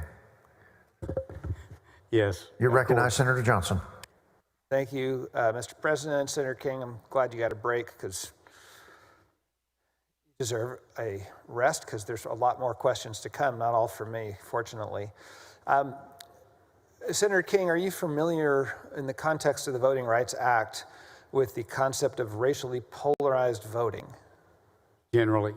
And I know you've said that you're not here to argue a case as a lawyer, but you do recognize that that's part of the Voting Rights Act and that these maps will be subject to scrutiny under the Voting Rights Act in the courts in all probability, yes? I'm generally familiar with the concept, yes. And as to the rest of my question, you're also probably generally familiar that maps of this nature are challenged in court, yes? Redistricting maps are always challenged in court. I'll go with always. I was going to say routinely, but you're probably right. As I understand it, in the redistricting trial that recently concluded in El Paso, Texas, there was evidence that the Attorney General's office, the Attorney General of Texas, has a system of analyzing racially polarized voting. Are you aware of that? I don't have any personal knowledge. Have you ever heard that? No. So you don't know, obviously, whether the Attorney General's system, if it exists, of analyzing racially polarized voting was employed in these maps. I know that we did not rely upon any counsel or seek any counsel from the Attorney General's office with regard to HB 4. To be clear, then, you're saying that the Texas State Attorney General's office was not at all involved, not at all consulted in the drawing of the maps that are before us today? Not that I'm aware of. I can tell you that they did not give me any independent legal counsel. Okay. You've said multiple times, and I think probably justifiably with some frustration, that you did not consider race in the drawing of these maps, correct? Correct. And that question's come up a few times, so I won't ask it. Doesn't the Voting Rights Act require consideration of race at some level? Well, the Voting Rights Act, I think, protects every district in Texas. It applies to every district in Texas. And I mean, obviously, since it prohibits any discrimination of minority groups in the voting process, in the electoral process, then yes, it would have to be considered in doing a legal analysis. Thank you. And my understanding of the Voting Rights Act, like yours, is not advanced. But what I do understand is that when it considers racial discrimination, it looks both at discriminatory intent and, in the absence of intent, a discriminatory effect. Is that also your understanding of the Voting Rights Act requirements? That's my general understanding, that intent and effect have been discussed and considered in case. And so if these maps were drawn with no regard to race, solely, as I believe you've stated here and has been stated in the House, solely with the intent to elevate Republican partisan performance in elections, and there was no consideration of race, is there a possibility that there's going to be a legal consequence for failure to consider race of maps that are going to be subject to scrutiny under the Voting Rights Act, because historically they've come into existence under the Voting Rights Act? It's hard to answer a hypothetical. I can just tell you that, and I know I've said it before, and please forgive me if I sound repetitive, but before I considered this map, I asked that it be reviewed by counsel in which I had a high level of confidence to make sure that it was legal in all regards. And I was assured that it was, and that of course included all aspects of compliance with the Voting Rights Act. So legally okay under the Voting Rights Act could take us into the gray area of the concept of a coalition district. Are you familiar with the term coalition district? Yes, I generally am. And what is your understanding of a coalition district? And I know we're not law professors here, but it matters. Well, generally it refers to two groups voting as a single class. Two groups, put in other words, with politically cohesive interests. Would you, fair statement? Generally correct. And historically, the legal context in which the concept of coalition districts has arisen is when two or more typically non-white, referred to as minority groups, are politically cohesive, and together they constitute a single political voice. And yet, there may be a group of typically white voters who have a different political direction. And the coalition district would serve the two or more racial groups which comprise that group to elect candidates of their choice, where absent the coalition district, they would otherwise not. Does that sound like a fair characterization of whether or not it was the future of the law? It at least has been the law up to this point. I would say that's probably a generally good statement, but again, I'm not a redistricting attorney. All I can tell you is that I'm confident that every district in this map complies with the VRA and complies in light of Petaway. And a group of attorneys have said that to you, and you trust their judgment? Correct. Is it your understanding, based on conversation with those attorneys or anybody else, or just your own idea, that so long as in drawing the maps you look only at partisan political performance, race is irrelevant? I'm not sure that race is ever irrelevant because the VRA is never irrelevant. And the VRA is designed to protect different voting groups. But I believe that it is well established under law that maps can be drawn for the purpose of political preference, political performance, and frankly, it's personal experience, or my understanding is as well, that it's really very easy to draw a map when all you're looking at is political performance. Is it your intention, and the intention of this bill, to, through a series of judicial appeals, eliminate the concept of coalition districts from the law? I don't have any intent at all with regard to coalition districts from one perspective or another. My only intent is to make sure that this map complies, that it currently complies with all law.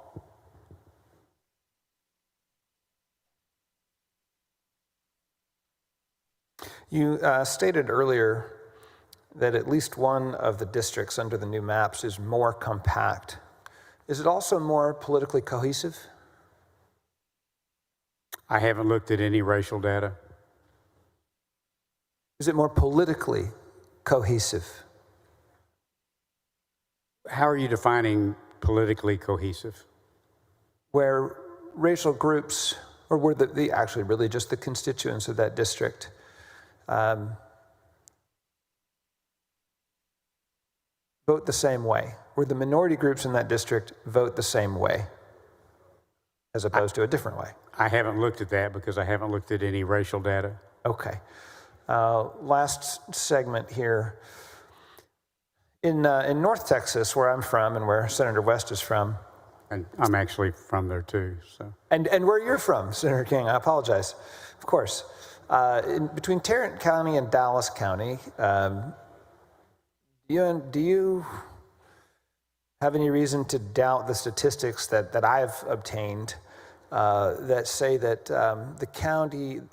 those two counties have increased in population by 547,000 people in the last 4 or 5 years. That certainly sounds right, particularly Tarrant County. What I've also been told is that 90,000 Anglos moved out of those two counties. And any reason to dispute that?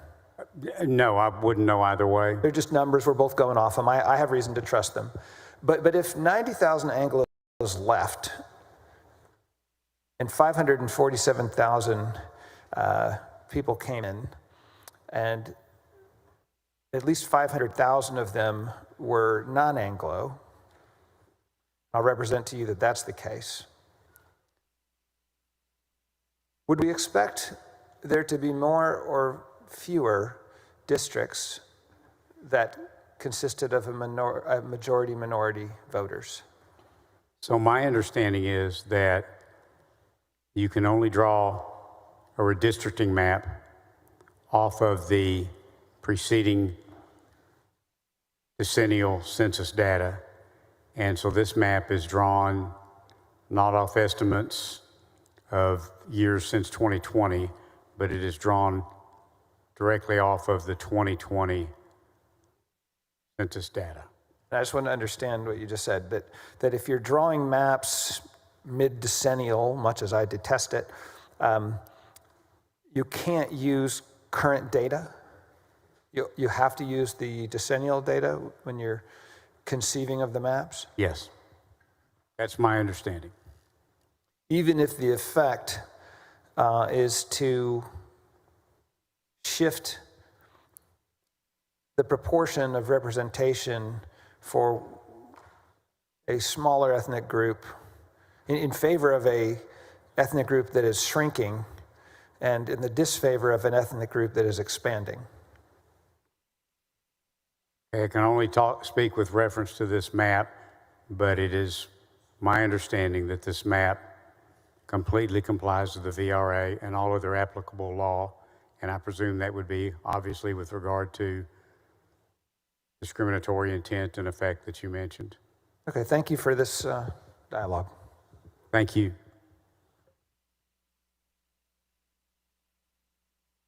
Senator Cook, for what purpose? To ask the author some questions. Do you yield, Senator King? Yes. You recognize Senator Cook. Thank you, Mr. President. Thank you, Senator. Okay, you know, this is my first redistricting process, so I hope you'll bear with me on some of these. But I think it's been pretty clearly established, would you agree, that you did not draw the map. Do you know who drew the map? So HB4, as it came out of the House, HB4 that's before us, I don't have any personal knowledge as to who physically drew the map, no. You know who knows who drew the map? I'm assuming it was a product of the House author and their counsel. But you haven't actually had a conversation with him about that, or you have? I haven't talked to him about that. Okay. So you can't name people who like gave instructions for crafting boundaries or any lines specifically? No. Okay. So when did you first see this draft map? I guess it was Monday when it was laid out in the House committee, if I have my days right. So you saw it the same time everybody else in committee saw it, and it was when the messenger handed it to you in committee? Yes. Did anyone on your staff or anything see it before then? They saw it the same time I did. Then how did your legal counsel get it to scrub it? We notified them to go online, take it off the web, pull it down from the website and look at it. And how did you know what the number was and all of that? Well, actually, I want to correct that. That's not correct. We found out about it because the House counsel called our counsel and said there's a new map coming out, and then they contacted my chief of staff, and that was Monday. Okay. So House Counsel reaches out to your council, says, go pull the map, but you guys never even knew what the map number was until it landed on your desk in committee hearing. No. Okay. Nobody that's paid by you. No. Okay.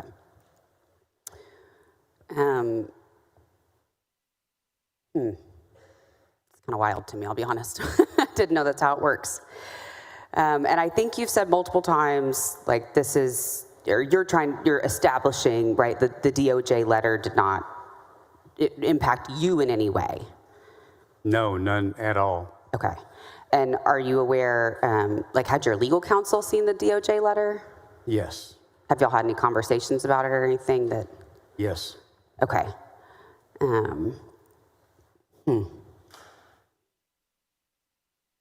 Okay. Let me ask you, because I'm so curious about this too. Which city in Texas is the most racially diverse city? I don't know, actually. You don't know which If city? I was going to guess, without having looked at racial data, just having lived in Texas, I would guess it's probably Houston. Yes, and it's very famously the most racially diverse city in the United States. So, and you've served on, this last session was economic development, criminal justice, education, transportation, right? Yes. Have you ever like polled in your own races at all or seen ever any statewide polling in your political career? Oh, yes. Okay. Did any of those polls have racial crosstabs?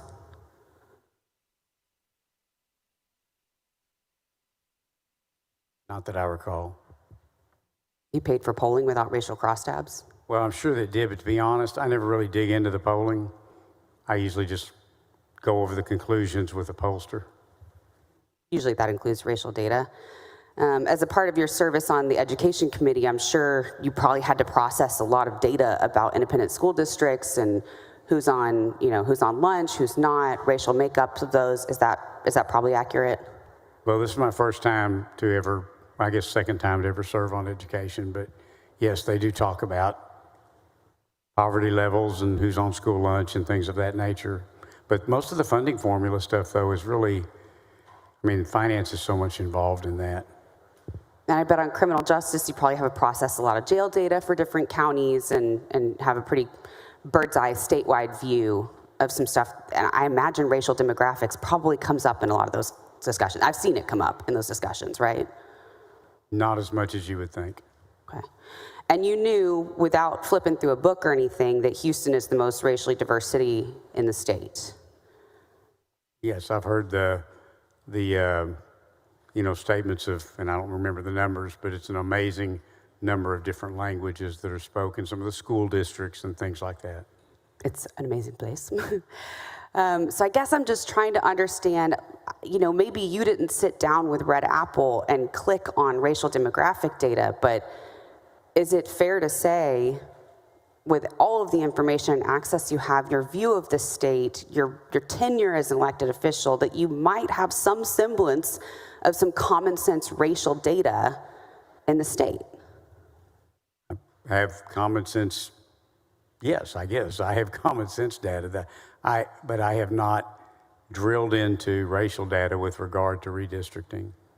How many hours of testimony did y'all hear? I tuned in for most of everything, but how many hours of testimony did it come out to for the Senate hearings for redistricting? That's a good question.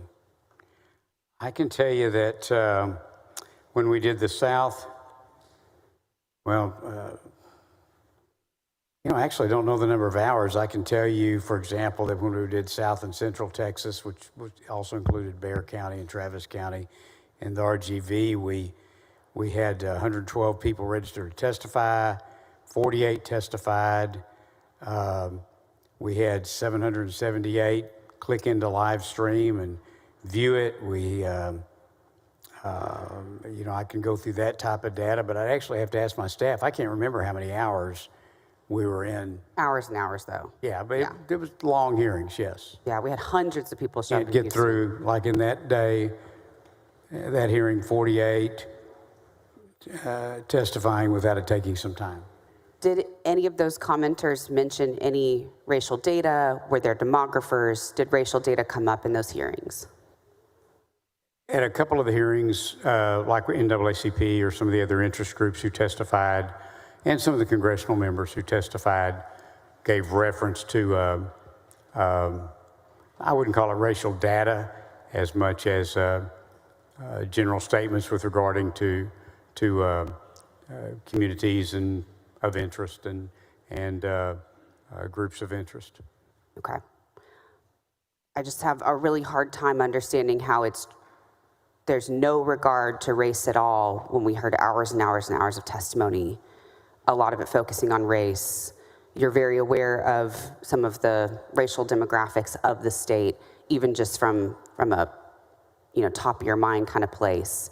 Well, but so can you really say? You got to understand, if someone stands up, as we've heard testimony today, and someone will refer to a protected district. Well, every district is protected by the VRA, and if you had someone testify from maybe Malda for Malk, and obviously they're speaking some of the same that some of the other questions have been today. Are you aware that the Hispanic population has increased X amount in Texas or X amount in South Texas? And yes, obviously we heard things like that, and those are very general statements.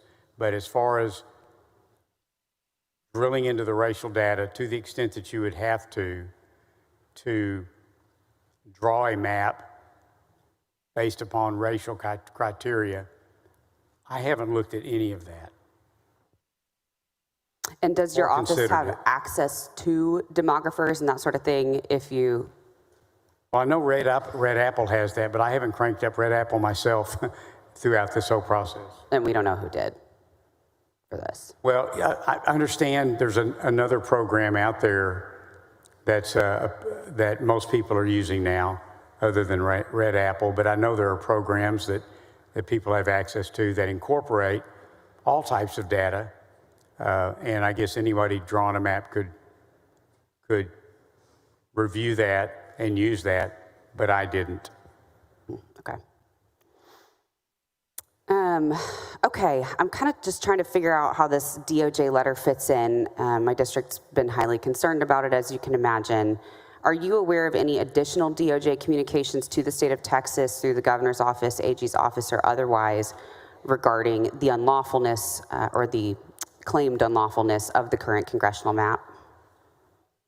You know, all I know is that with regard to the DOJ letter,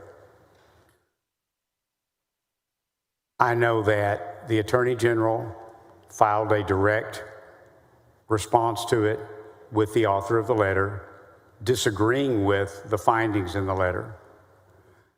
I know that the Attorney General's litigation team in the 3-judge federal panel, I know that they filed a response with the court, and I believe the court issued a response. I think there had been a response filed by the plaintiffs, if I remember, that asked for testimony to be reopened and some things of that nature in response to the letter. The AG's office filed a response to that motion.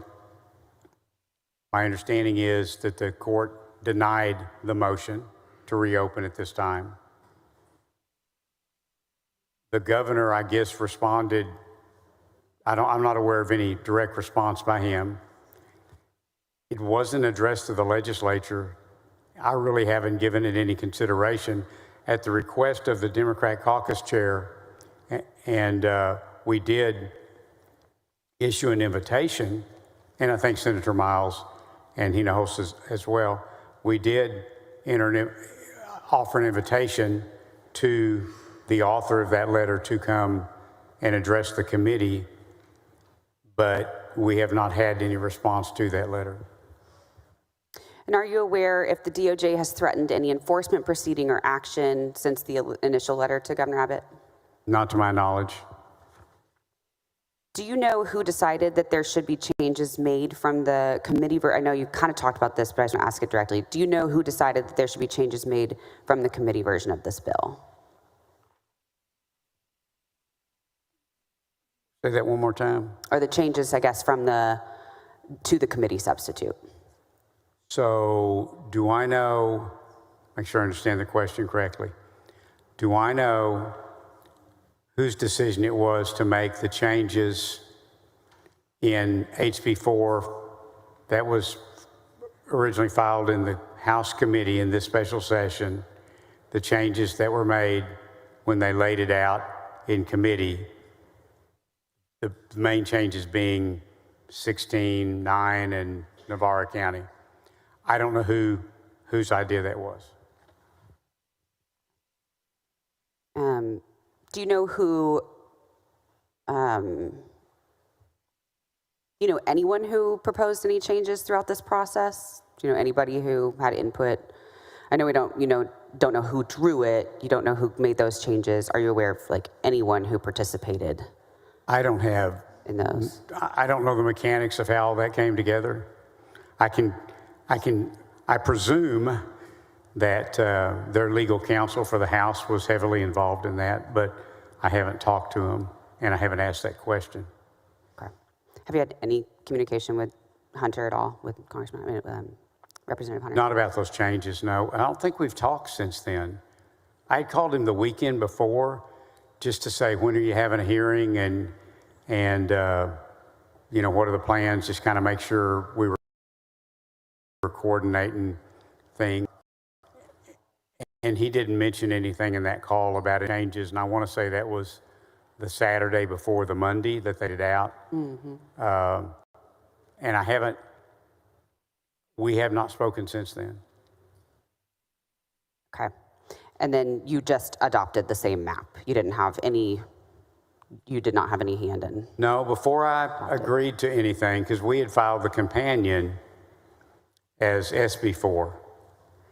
And before I agreed to pick that up as the modified version, I again asked our lawyers to look it over, and before I even looked at it, and make sure it was in compliance and still performed from a partisan perspective. Right. When did you find out that Hunter was making changes, or that changes were going to happen? I found out Monday. I found out Monday. When the public found out too, in committee? Yes, as far as I know. Okay. Maybe a little bit before it was laid out. I think it was before the committee hearing. I don't remember what time they had the committee hearing, but wow, maybe early afternoon, Monday, something like that. And have you consulted with the Speaker, the Governor, Lieutenant Governor, or AG at any point during these special sessions about the map, the legislative process for considering them, or the characteristics of the maps? Speaker, no. Lieutenant Governor, yeah, about the process. Okay. And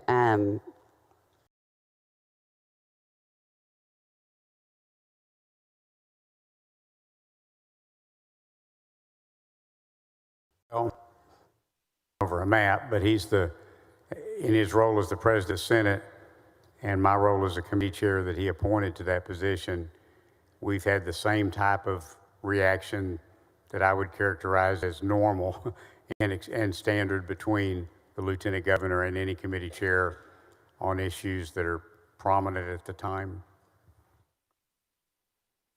okay. And in your opinion, is this typically how this goes? You've been through a few of these, or Yeah, this seems like a very typical redistricting process to me, yeah. Okay. I was through it in, I guess, first one was 2001, and then 2003, and then another, and then we've had a series of them, both interim and decennial census since then, so this seems pretty normal. Okay, awesome. Thank you for answering my questions. Thank you.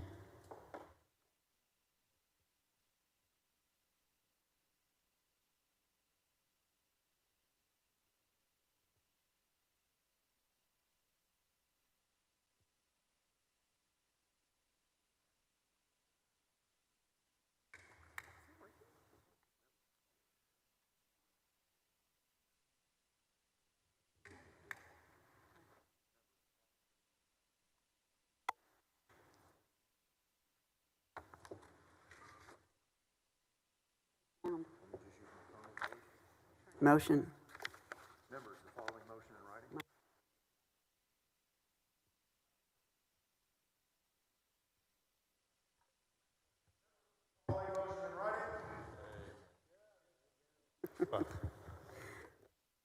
Motion in writing. Mr. President, pursuant to Senate Rule 7.12A, the printing rule, I move that the Senate order HB 4 not printed. Motion by King. Members, is there objection? Hearing and seeing none.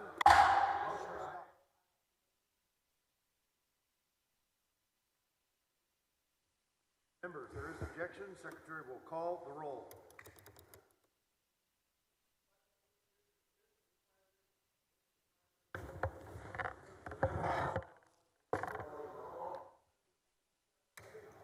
Would you say, Madam Secretary, would you read that motion again? Madam Secretary, please read the motion again for Senator Gutierrez.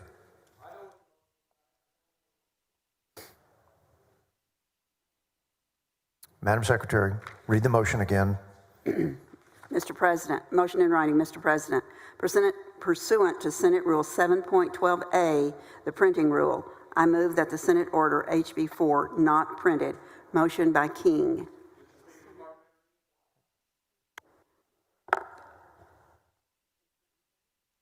Senator Gutierrez, state your inquiry. I apologize. Mr. President, parliamentary inquiry. Mr. President, how many votes do we need to suspend the rules?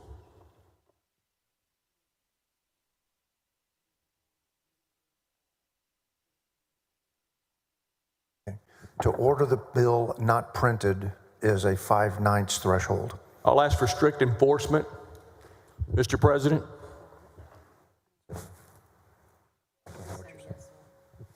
Okay, thank you, Senator.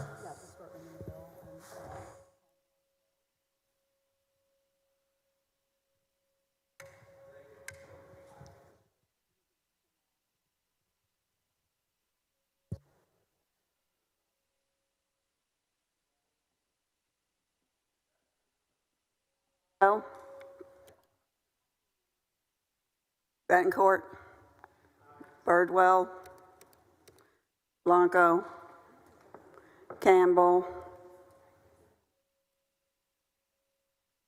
Cook, Creighton,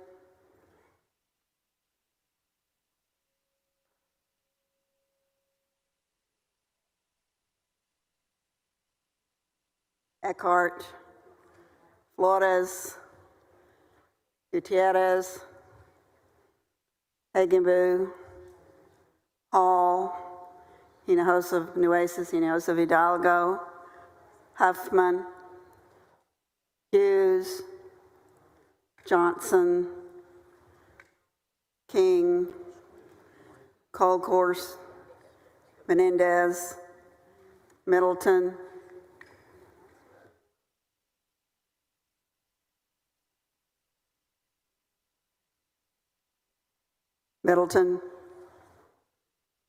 Miles, Nichols, Parker, Perry,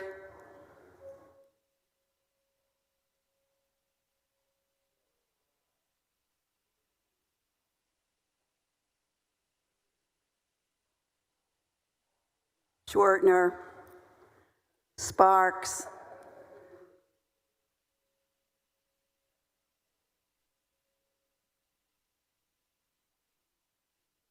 West,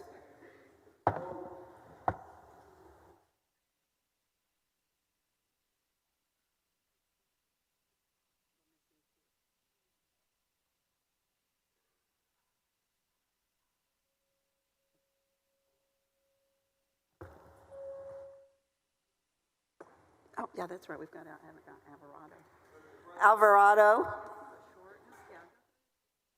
Alvarado, Middleton,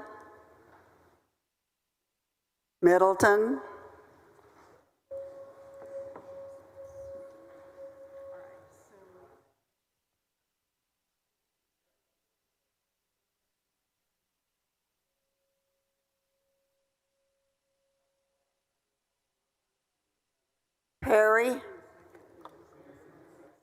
Perry?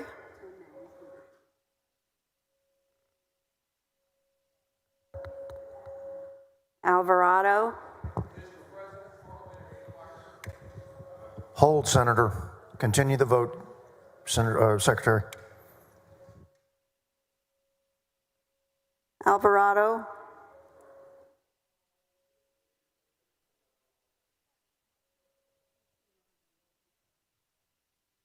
Oh, yes.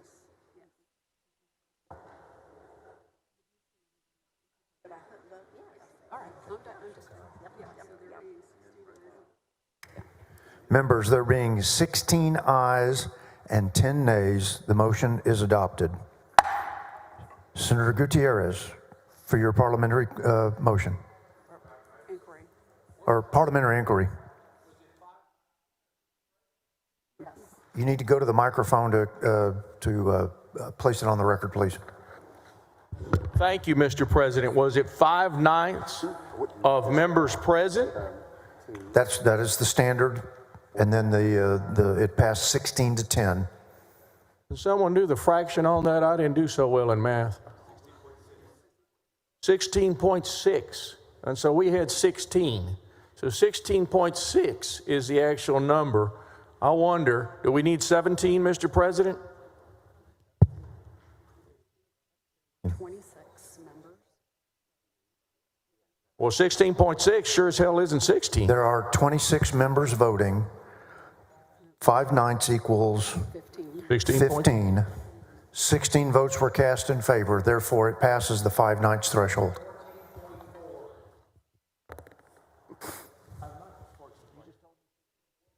I would just say, Senator, I would refer you. Thank you, Mr. President. Senator, I would refer you to the Green Book, Senator, that gives you the thresholds. Thank you, Mr. President. You're welcome, Senator. Okay. Okay. Members will continue with questions on the bill. Senator West, for what purpose? Thank you very much, Mr. President. Questions of the author? Do you yield, Senator King? I do. You recognize Senator West. Senator King. Senator West. How are you doing today, sir? Very good. You know, before I get into questions, I just want to talk a little bit about your background. Correct me if I'm wrong about this. You are an attorney. Yes. You've served as Justice of the Peace. I did. You are a former police officer. Yes, sir. And you were a police officer for how long? I was with Fort Worth full-time for about 15 years. And you achieved the rank of, you achieved the rank of what at the police department? Captain. Captain. And just as importantly, you spent a significant part of your time in the African-American community of Fort Worth, is that correct? Yes. What did you do in that community, sir? Well, in the sense of, I kind of grew up in next door to that area. Right, and you had? I went to Eastern, if you know the area, I went to Eastern Hills High School, grew up in Handley. First house Terry and I bought when we married was in Handley. But would it be a fair statement to say, sir, that you are very familiar with the African-American community? You know, I'm sure there's a tremendous amount about the African-American community that I do not know.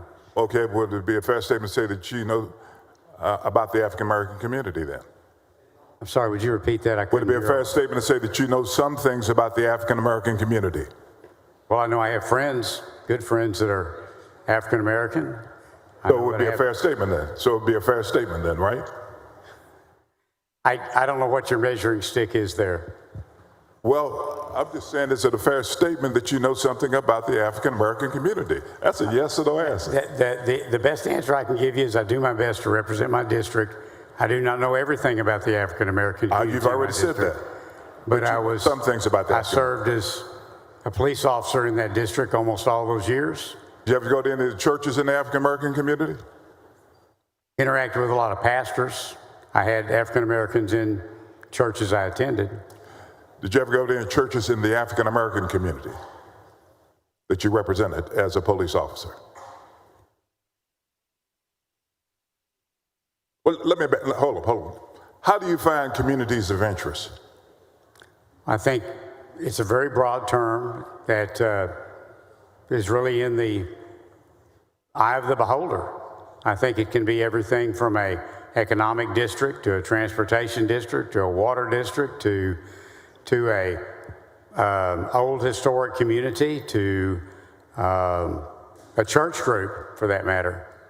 For purposes of redistricting, how do you define communities of interest? Well, I think I just did in part. It can also be school districts and counties and cities and portions of cities. It can be a river basin district. We've talked a lot about the flood areas this time. Those flood regions can be a community of interest. Would you agree with me that there can be rural communities of interest and urban communities of interest? And suburban. I'm sorry? And suburban. And suburban. So you would agree with me then? Yes. Now, are urban communities of interest the same as rural communities of interest? Well, I would say that they have overlapping interests, but they may not be identical. Would you agree with me that urban communities of interest have little or no real commonality with the rural communities of interest? No, not at all. All right. Let's talk about this legislature. Let's talk about health care. Would you agree with me that over the years that you've been here as a part of this body, that we've had issues with having rural hospitals, funding rural hospitals? Yes, that is a continual concern. And that's a rural issue, is it not?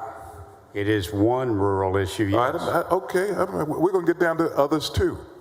Okay, but that is a rural interest. It can be in some areas, for sure. I mean, in the state of Texas, it is an issue that we've grappled with here in this legislative body, correct? It is in some rural areas, yes, absolutely. Okay, so we're talking about healthcare as a community of interest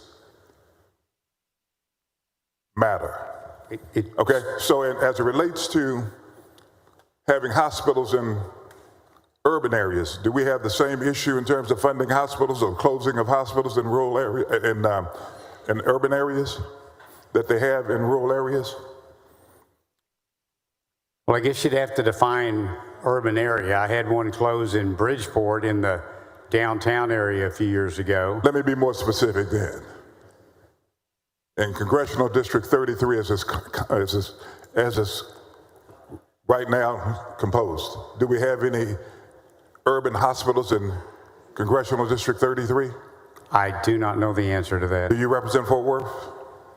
I represent parts of Fort Worth. Do you represent the Stop 6 area?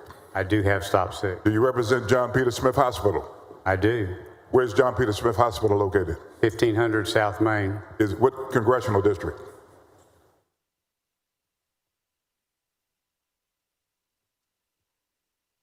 I think that's going to be, okay, let me think through it. It's Ramon Romero's House District. It's my Senate District. And it it's probably was Kay Granger's, I think. So it would probably be Senate District 12 on our current map. Now Craig Goldman, I guess. So you said it's congressional district? I think so. It's right on the border there, but I think it's in 12. Is that in a rural or urban area? Oh, that's an urban area. Has that hospital been faced with being shut down? Well, it's a county hospital, so I don't think it's ever going to be shut down, but it does always has financial struggles. Now, I guess it was St. Joe's that's right across the street from I'm not talking about St. Joe's. I'm talking about let me finish. John Peter Smith. I am, but I'm just saying it was, if I recall correctly, St. Joe's, which I think is 1400 South Main, that did close some years ago. So let me go back to John Peter Smith. John Peter Smith has not had the same issues of closing down that rural communities have, hospitals have. Isn't that correct? It has not closed down, that is correct. Okay. So continuing with the communities of interest, and I'm not going to go too far down this road, as it relates to schools? Do we have the same issues in rural communities without schools as we have in our urban communities? And if so, what are they? What are some of the same issues? Yes. Well, the same issues are making sure that you have a good quality of education, dealing with the curriculums, the funding formulas, the security is a common issue, attracting teachers, retaining staff, training of teachers, disciplinary actions within the schools. Those are all. You hit the nail on the head, okay? You hit the nail on the head because I wanted to focus specifically on teachers. Now, you've been here several sessions. Has there not been a determination by this body that rural communities were having problems getting teachers in their communities? Has there not been a problem with that? More so, I would say that they've had difficulty paying their teachers at a competitive wage. That's exactly right, and that's why they've been having problems attracting teachers to rural communities. Did we not, as a legislative body, in the Finance Committee, the Education Committee, say that we needed to do something for rural communities in order for them to be able to attract and pay teachers? Did we not make a difference between teachers in urban communities and rural communities? So I don't believe we framed it as rural and urban. We framed it as small districts and large districts. Okay. And the pay incentive differential was based on the size of the district. Okay, then student body population. Let's go down that rabbit trail. Would you agree with me that the smaller districts are, for the most part in the state of Texas, located in rural communities? Well, a lot of them are, yes, absolutely. That the majority like of them are. Crowley and, well, some of the ones in my district are just barely, yes, as a general rule, that is a correct statement. Thank you very much. So that's a difference between communities, urban communities and rural communities. That's another difference. And I can go on and on down there, but you didn't take into consideration communities of interest and the differences between them in approving this map or getting the committee to approve the map for our consideration, did you? I would say that as a traditional redistricting criteria, that this bill does not violate any legal standards with regard to any criteria that would be, I'm not saying that very well, let me start over. No, you're not. Start over. Okay, let me start over. So I'll go back to what I have taken into consideration for this map is that number one, it be legal. Number two, it perform better politically, and that it enhance compactness. So that's the answer to my question about you taking into consideration communities of interest? If it is, it is. I just want to make sure it's on the record. I think communities of interest, again, are in the eye of the beholder. And I think that you've named a few, but I think that it is only one of many considerations that are used to support a redistricting map. Okay, so the answer to my question is you took into consideration communities of interest? Generally, yes. Generally? Yes, I mean, I think one of the things we've done, what Senator Blanco had asked for, and moved Fort Bliss, which had traditionally been in CD 16, because it's an economic part of the city of El Paso, more so than San Antonio, and we moved it into its historic community of interest, which is the El Paso area, and we did the same thing in trying to recombine Navarro County, which was split, for Senator Hall. So yes, I would say it has been of consideration. And those are the two areas that it was considered, is that correct? Off the top of my head, yes. Let's talk about Congressional District 33 as it currently exists. Who's the congressperson there right now? Hey, just a second, let me get out my... Is that Mark Vesey? Mark Vesey, yes. Okay. How long has Mark Vesey been the congressperson there? Oh, I'd say at least maybe 12, 14 years. Somewhere off in there, I think so. And that's been an African-American performing district, has it not? I haven't looked at the racial data for that district. Okay, but he's been there. Okay, so it could be a coalition district where African-Americans and Latinos have voted for him. It could be a district where African-Americans, Asians, Anglos, and Hispanics voted for him, correct? You wouldn't know, because you hadn't taken into consideration race for any purpose in drafting this map. Is that correct? Well, generally, yes, I have not taken racial data into consideration in drawing the map. I do know in District 33, there is a large African-American community. There is a significant Hispanic community. There's a significant white community. I mean, I grew up in that community. I know that from that. I served as a police officer there. I was the commander of the police division over there, so I'm familiar with it. But I went to church there for a long time and got my hair cut there until my barber died a few years ago. And I'm well aware of that. But all that said, you know I'm well aware of that haircut. All that said, I have not looked at racial data with regard to Congressional District 33 or any other districts in the state of Texas. All right, very good. You know who this guy is right here? Yes, I do. Who was that? Was it Sidney Allen Johnston? Right. Do you know whether he was a slave owner? I'm somewhat familiar with Civil War history, yes. Do you know whether or not he was a proponent of slavery? It's my understanding that he was. Okay. So is there discrimination in the state of Texas? I think there's discrimination of all types everywhere in the world, and certainly in the United States. So there is we've made a tremendous improvements in that, from my opinion. All right, so, and I don't disagree with you there, the latter part, but you do agree that there's still discrimination in the state of Texas? Sure, there is, of many types. Okay, so is there discrimination against ethnic minorities in the state of Texas? Come on. Well, look, I think there's ethnic discrimination.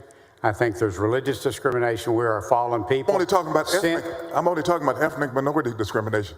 I am highly confident. You watch TV just as I do. You have people you know that are prejudiced just like I do.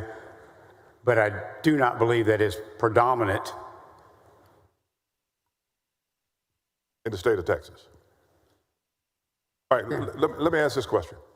Are there issues that come to the legislative body, listen to this very closely, that minority legislators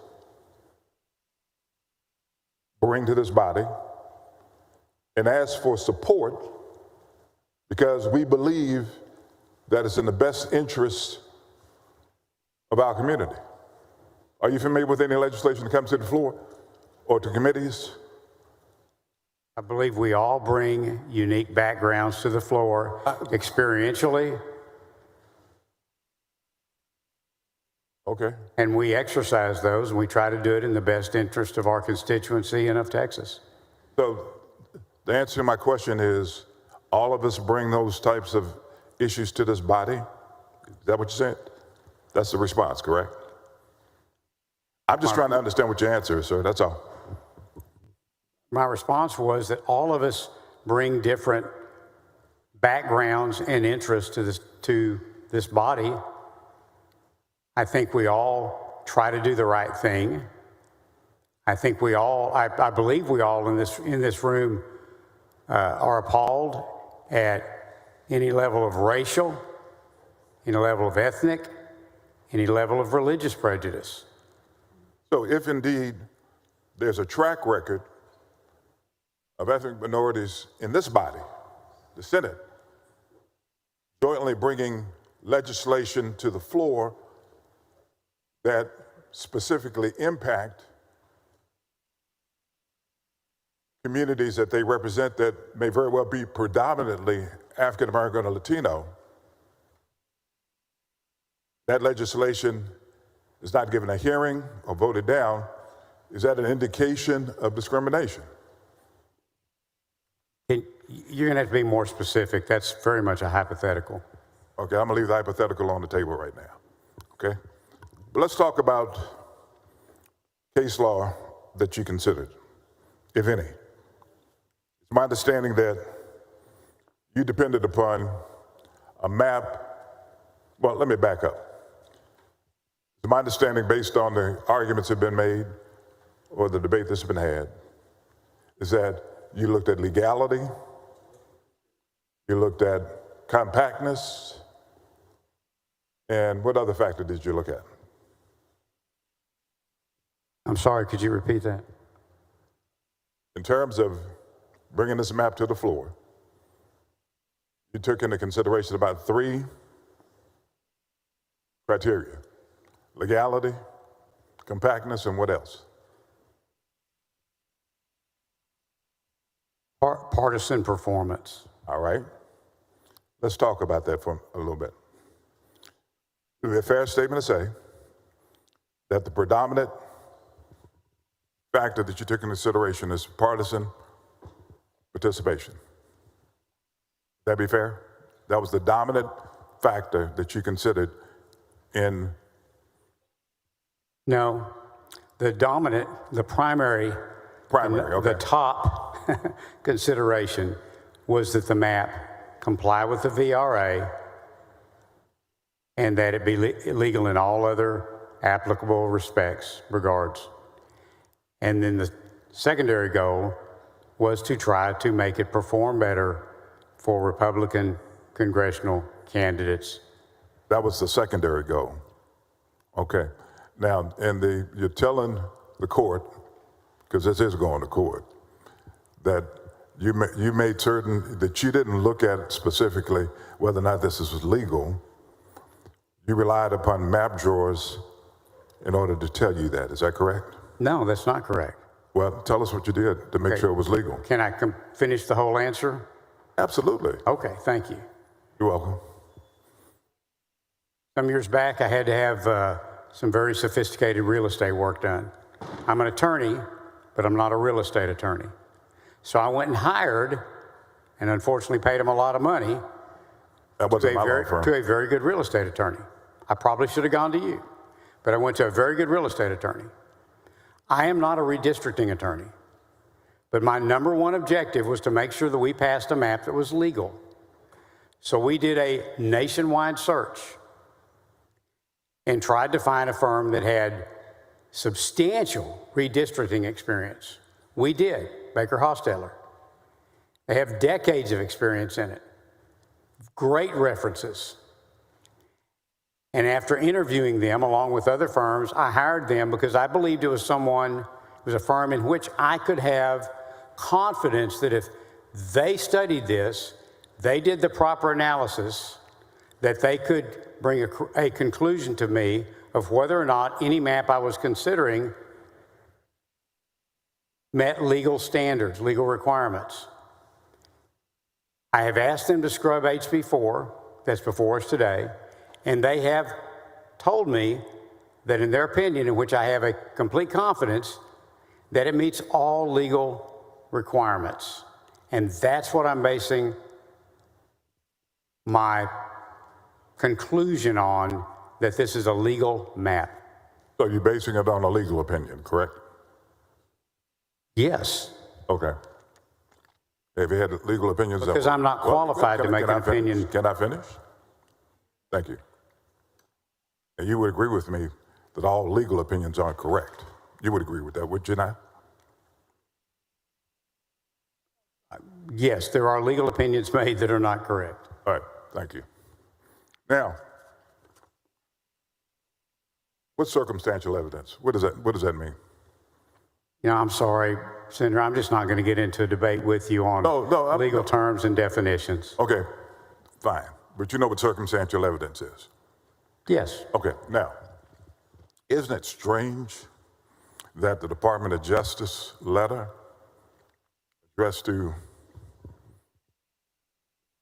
the governor, the attorney general. It was on July the 7th, 2025.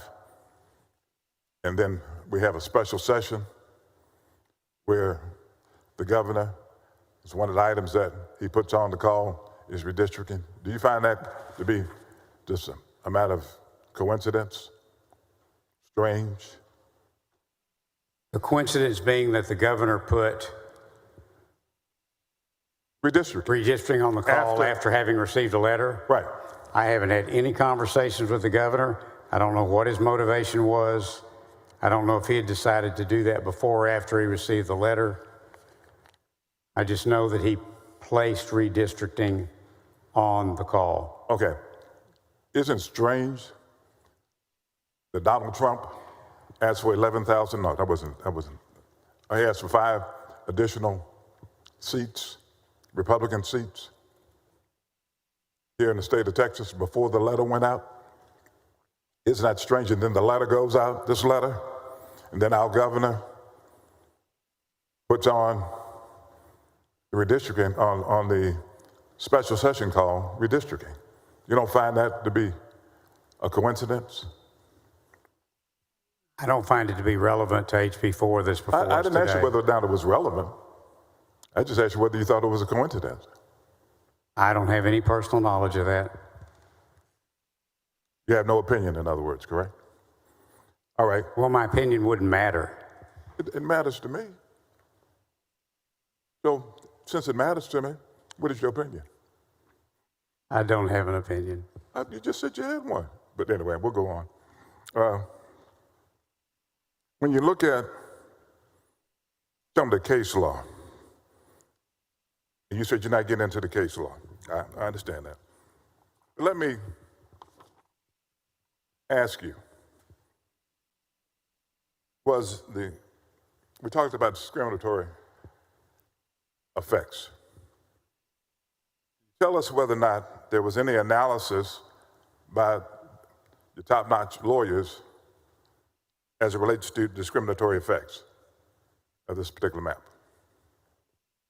My instructions to them were that they be exceptionally thorough in scrubbing this map to determine if it in any way violated law. Obviously, discriminatory impact effect are part, the VRA is there to protect against such things, right? And I am very confident that they did a very thorough analysis, and the report to me, and I have confidence in that analysis, is that this map complies with all applicable law. And the fact of the matter is that you hired them as an attorney, is that correct? Sorry? You hired them as attorneys. Yes, because I'm not qualified to make those determinations. Sure. So any conversations between you and them would be privileged, correct? Yes. So they wouldn't be able to testify in terms of what they actually did in terms of developing these maps, correct? That's probably correct, yes. That's probably correct? Well, under a general rule of privilege, yes, it would be. So then the reality is that you're assuming that they did a discriminatory effect analysis, correct?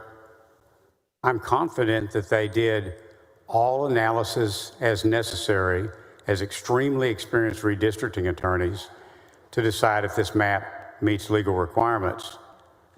Let me ask you this question. You're familiar with the Texas Legislative Council's guidance and redistricting rules, are you not? It's been a while since I've read that publication, but yes. You consider the Texas Legislative Council to be an authority on redistricting?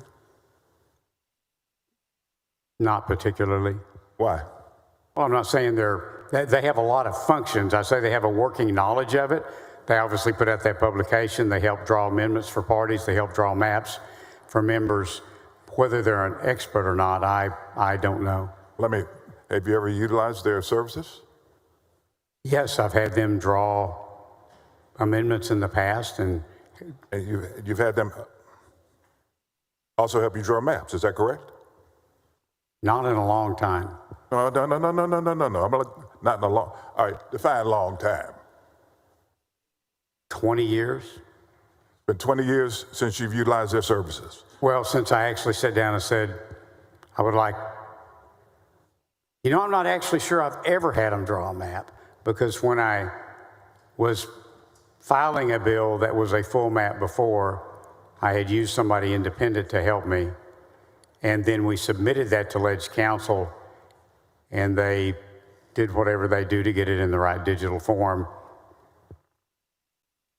Are you aware of any instance where the legislature has deviated from the Texas Legislative Council's guidance during the redistricting cycle? Say that again. Are you aware of any instances where the legislature deviated from the Texas Legislative Council's guidance during the redistricting cycle? Are you aware? Not specifically, not that I can recall. Do you agree that the rules and legal landscape for this special redistricting cycle were different from previous cycles? No. Do not agree? So if there's evidence that there is some differences, you have no knowledge of what those differences are, correct?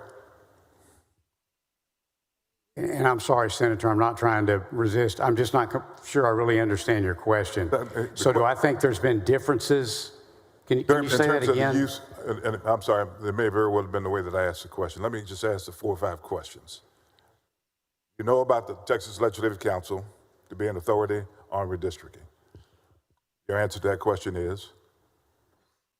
I believe they have attorneys over there that have a working knowledge of redistricting. Do you believe their guidance should be followed during the redistricting process? I don't think we're under any obligation to follow their guidance. I didn't say whether, do you believe it should be followed? No is the answer to that question? I do not have any attorney-client relationship with them. Personally, I only follow legal advice of someone I have an attorney-client relationship with. So again, the answer to the question would be no. Are you aware of any instances where the legislature has deviated from the Texas Legislative Council's guidance during the redistricting cycle? You're not aware of it? I have no knowledge either way. Okay. And do you agree that the rules and legal landscape of this special redistricting cycle were different from previous cycles to the extent that in previous cycles we utilized the council? I don't have any knowledge of that either way. But to the extent that we utilized them in previous councils, previous redistricting cycles, it would be different. Because again, I just have no personal knowledge of that. Okay, but to the extent, comma, okay, we utilized them in previous redistricting cycles, you didn't utilize them this time around, correct? I know they had to take this map at some point and put it into Ledge Council format and drafting the bill off of that. But if that's what you're referring to, that's, to my knowledge, that's the only input they've had, at least with me, in this process. Okay. Now, a few more questions. You didn't consider race. Secondarily, you wanted to make certain that Republicans got an additional advantage in the state of Texas, regardless of the impact that it had on other communities. Now, I haven't said that, I'm sorry. No, you didn't say that, I'm saying that. Okay. Would you agree with me that most ethnic minorities in the state of Texas voted for Kamala Harris for President of the United States? I don't know if that's, I just don't have any, you're asking me in a setting like this to give answers that I have knowledge that I can back up. From an anecdotal statement, I suppose that's true. I'm sure I've heard that in the media and other places, but I haven't looked at who people voted for relative to their race. Okay, that's fine, okay. But to the extent that I've looked at it, and others have looked at it, you would not be surprised that most ethnic minorities in the state of Texas voted for Kamala Harris as the President of the United States and voted for Trump as President of the United States. Obviously, those are the only two choices they had. If you say that's correct, I'll take your word. All right, thank you. Would you also agree with me that when you begin to look at the secondary aspect of your goals in terms of getting more Republican seats, that those persons in the districts that are in this DOJ letter and others have been cracked out of their districts and communities of interest into Republican districts? Did you know that?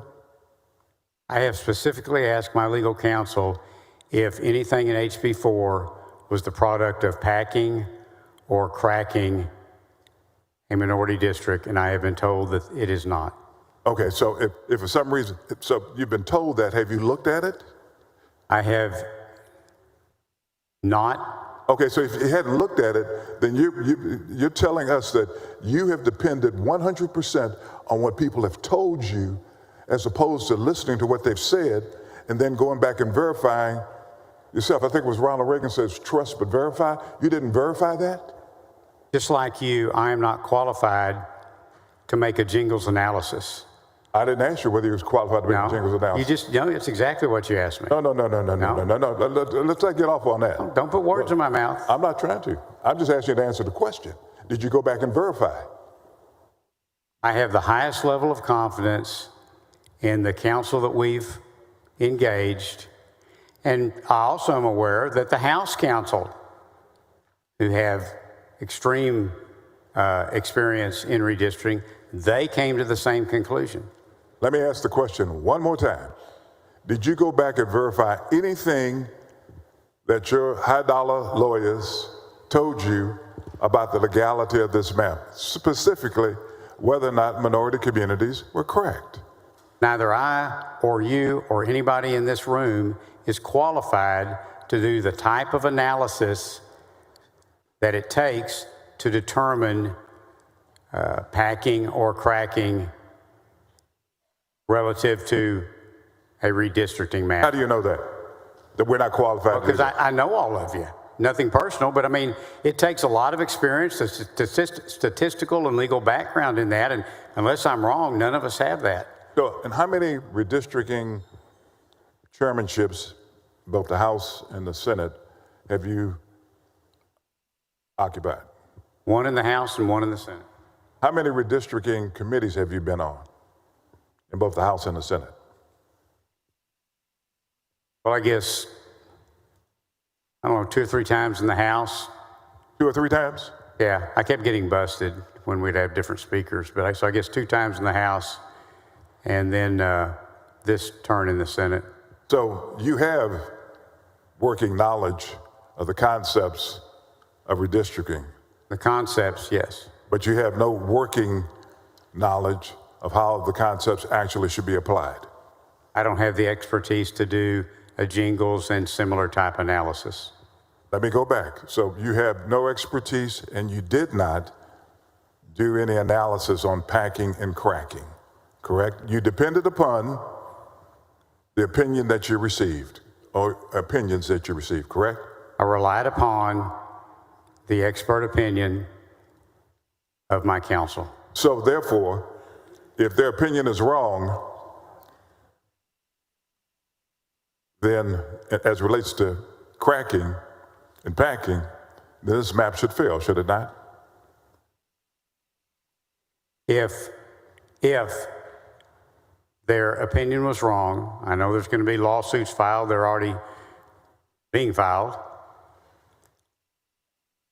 then that's a process that they're going to go through in court to determine, but I have the highest confidence level that this map is legal. I don't know what else to say about it. I've asked and answered this so many times. Oh, okay, well, you go several more times, okay. Because again, this is going to be the same answer. You know, that's fine, and it can be. I don't have a problem with that, but just like you have a right to sit up here and defend your map, I got a right to ask you questions about it because it impacts my community. fact is, I asked you about this man right here, a slave owner. Since the Civil War, African Americans have been able to work with different persons in the legislative body to get, and the courts, in order to get 4 African American representatives in Congress. What your map does is it reduces it to 2. That's what it does. I call that retrogression. That's what it does. And then when you begin to look at communities that have been discussed by Senator Zaffarini, Senator Hinojosa, and others, we say we have developed other Latino districts, which is a force. Because just as you said, that's kind of based on CVAP. That's what you said. And that is the least liable numbers to rely upon. So you put Hispanics in a position where a Republican can run in that particular district and win. You take away 2 African American districts, one in Houston and one in your county, Dallas County. And you take, your consultants, take away population in Congressional 33 and put it in rural communities where they have no common interests at all. And for some reason, you can't see that. I thought specifically you'd see it in Tarrant County. There's no way in the world that people, hopefully one day it will be, there's no way in the world that people in 33, and I'm not in Tarrant County, a little bit, but not a lot. But when you look at 33,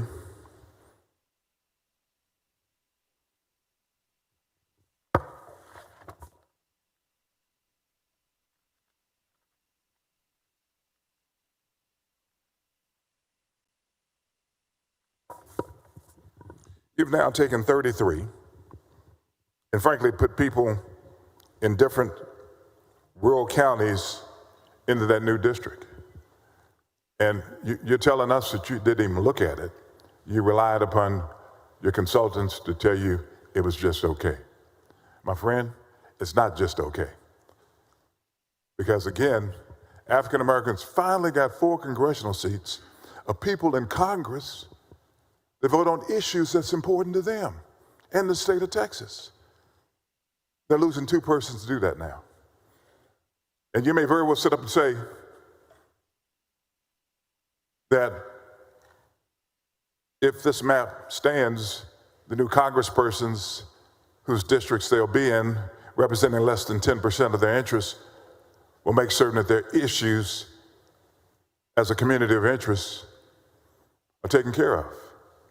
But when you do an analysis of potential congresspersons that would represent them and look at their voting record, you'll see that that is not the case. But again, it's a legislative body, and we have to go through this. A couple of more questions.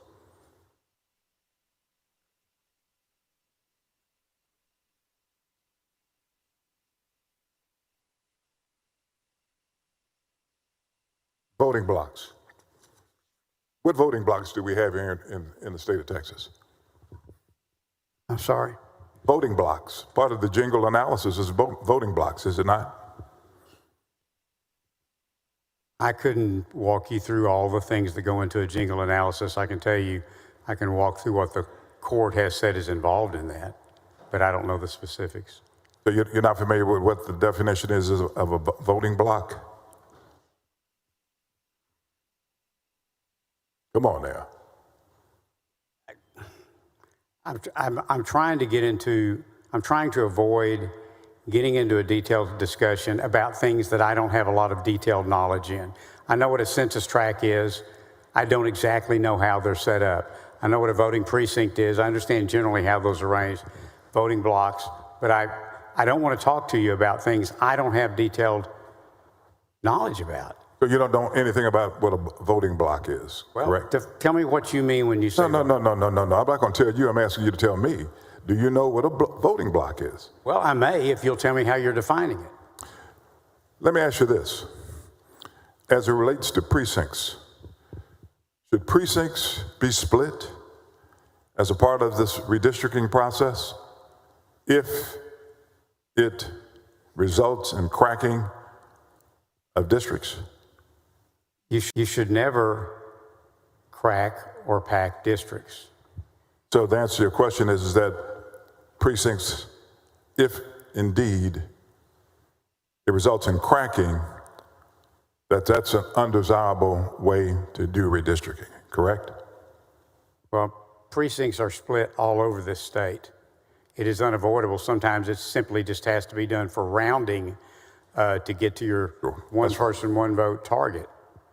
If you saw an overwhelming of cracking in a particular district, would you find that to be suspect of cracking? But HB 4 before us today does not do that. And you're saying that based on what? What someone else told you? Based on the expert counsel so what someone else I'm told relying you? upon. And that I'm very confident if this goes to court, that will be proven to be true in court. So it's based on what someone else told you, not based on verifying yourself. Well, almost everything we do here is based on us relying on an expert in a field, whether that's telecommunications or electricity or real estate matters, whatever it is. We always find experts that we trust in and we rely upon them. And that's what I've done here, just like you've done on probably hundreds of bills that you've carried over the years. So based on what someone else told you, not based on your personal verification. Thank you very much, sir.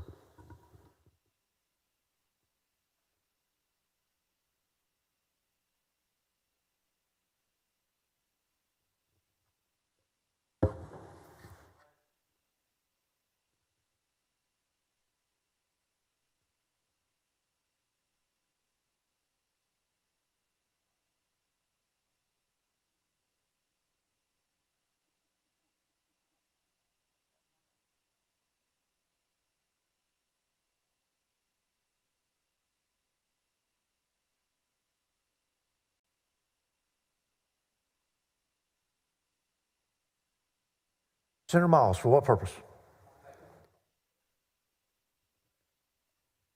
Questions to the author.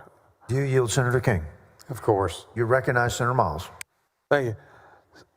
Senator King, let me share this with you before I get started. I can't tell you how extremely poetically and politically painful it is in front of Barbara Jordan discuss Bill 4 or House Bill 4. Senator King, I disagree with the first thing that you said when you got on the floor this morning, that this is not a courtroom. Because it is a courtroom. It's the people's courtroom. It's where they send us to make laws to protect the citizens of Texas. As my colleagues always say, this is Texas, and we're here to protect Texans. Unless for the last 27 years, it was black Texans or Hispanic Texans trying to vote. Senator King, you and I have been doing this now for almost a month. I don't think I have to explain where I stand, and I don't think I have to ask you where you stand, Senator King. This is it. there's no more committee hearings. It's just you and I out in the open, on the open floor, letting it all out for the people of Texas and the nation to see and hear. But I do have some questions that I don't think were adequately answered in committees, plus a few more that I think will shed some light on the whole rigged districting situation. So I would appreciate it if you would bear with me, Senator King. Senator King, are you aware that Harris County has the largest black population of any county in America? You have told me that, yes. Well, let me give you some more information. According to the 2020 census data, which you claim was used for these maps, Harris County has a black population of 900,000. That population by itself is larger than the population of Wyoming, Vermont, Alaska, and North Dakota. Fort Bend, which is part of Harris County, which is right outside Harris County, but part of what we call Houston-Harris County, Fort Bend, has a black population of 170,000. Together, the black population with Harris by itself is larger than the population of 6 states in this country, colleagues. 6 states in this country. Seeing that this is the largest population, how does your plan affect the black communities of Harris County and Fort Bend County, Senator King? Well, as I've said before, I did not take racial data into consideration with regard to this map. I can tell you that the greater Houston area will perform with regard to CD9 better politically for a Republican candidate. I do not know who's going to run for office in any of the districts, and I can't project whether they would win or lose. And I'm glad you mentioned CD9. From what it looks like, this proposed map takes what is currently CD9, represented by the great Congressman Al Green, and pushes it further up into Harris County, Mr. Chairman, combining it with a large part of CD18. Is that correct, Mr. Chairman? Yes, and it also extends it over into Liberty County. Mr. Chairman, did you perform any analysis to determine if under the current enacted plan, black voters could elect their preferred candidate in current CD18? I have not personally performed such an analysis. Mr. Chairman, did you perform any analysis to determine if under the current enacted plan, black voters could elect their preferred candidate in the current CD9?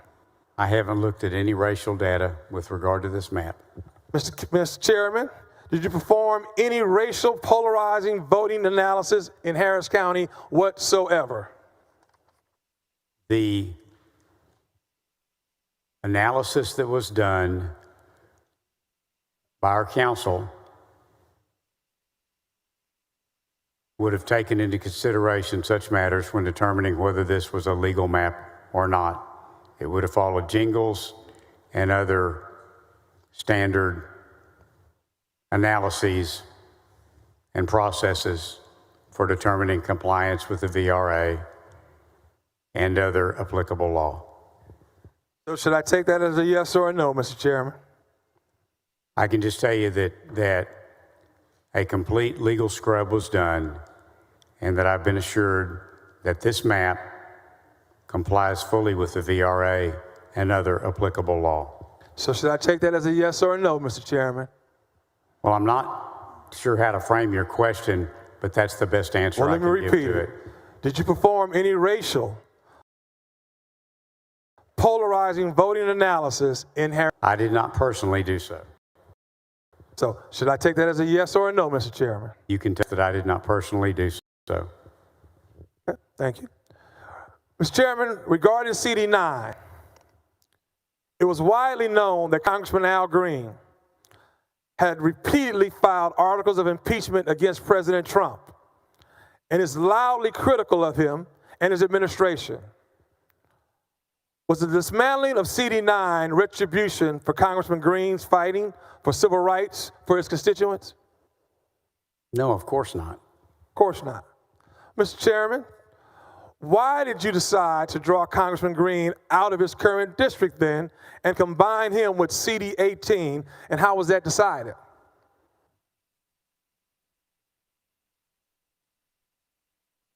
I actually don't know how the final decision was made in that. I had made the decision to wait and see what the House produced. When they produced HB 4 in its prior and current form, I reviewed it. It met with the goals that I had set for legislation. And I was also assured that it was legal in all regard. And so, but as to how the initial decision was actually made to come back to configure Harris County the way it is today, I wasn't a part of those discussions. So the fact that Congressman Green had filed impeachment against President Trump multiple times and was very critical and vocal about his administration had nothing to do with Congressman Green's district being drawn out. Is that what you're telling me today?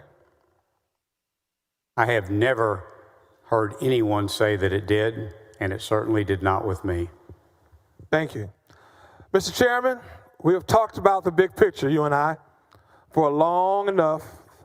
Let's focus specifically on CD 9 and 18, both of which are in my district in Harris County and Senate District 13. What was your for reforming team?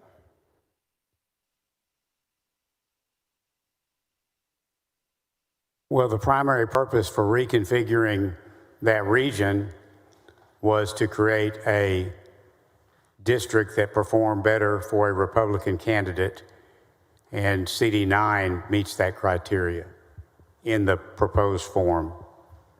In the proposed form. Mr. Chairman, were you aware before that CD 18 was one of the largest African American congressional districts in the country? I was aware that CD 18, though vacant now, has previously had African American representation. And were you aware that CD 18 was one of the largest Democratic boxes in the entire country? No. Are you aware that under the current congressional map, Mr. Chairman, that 49.1% of the population in Fort Bend portion of CD 9 is black?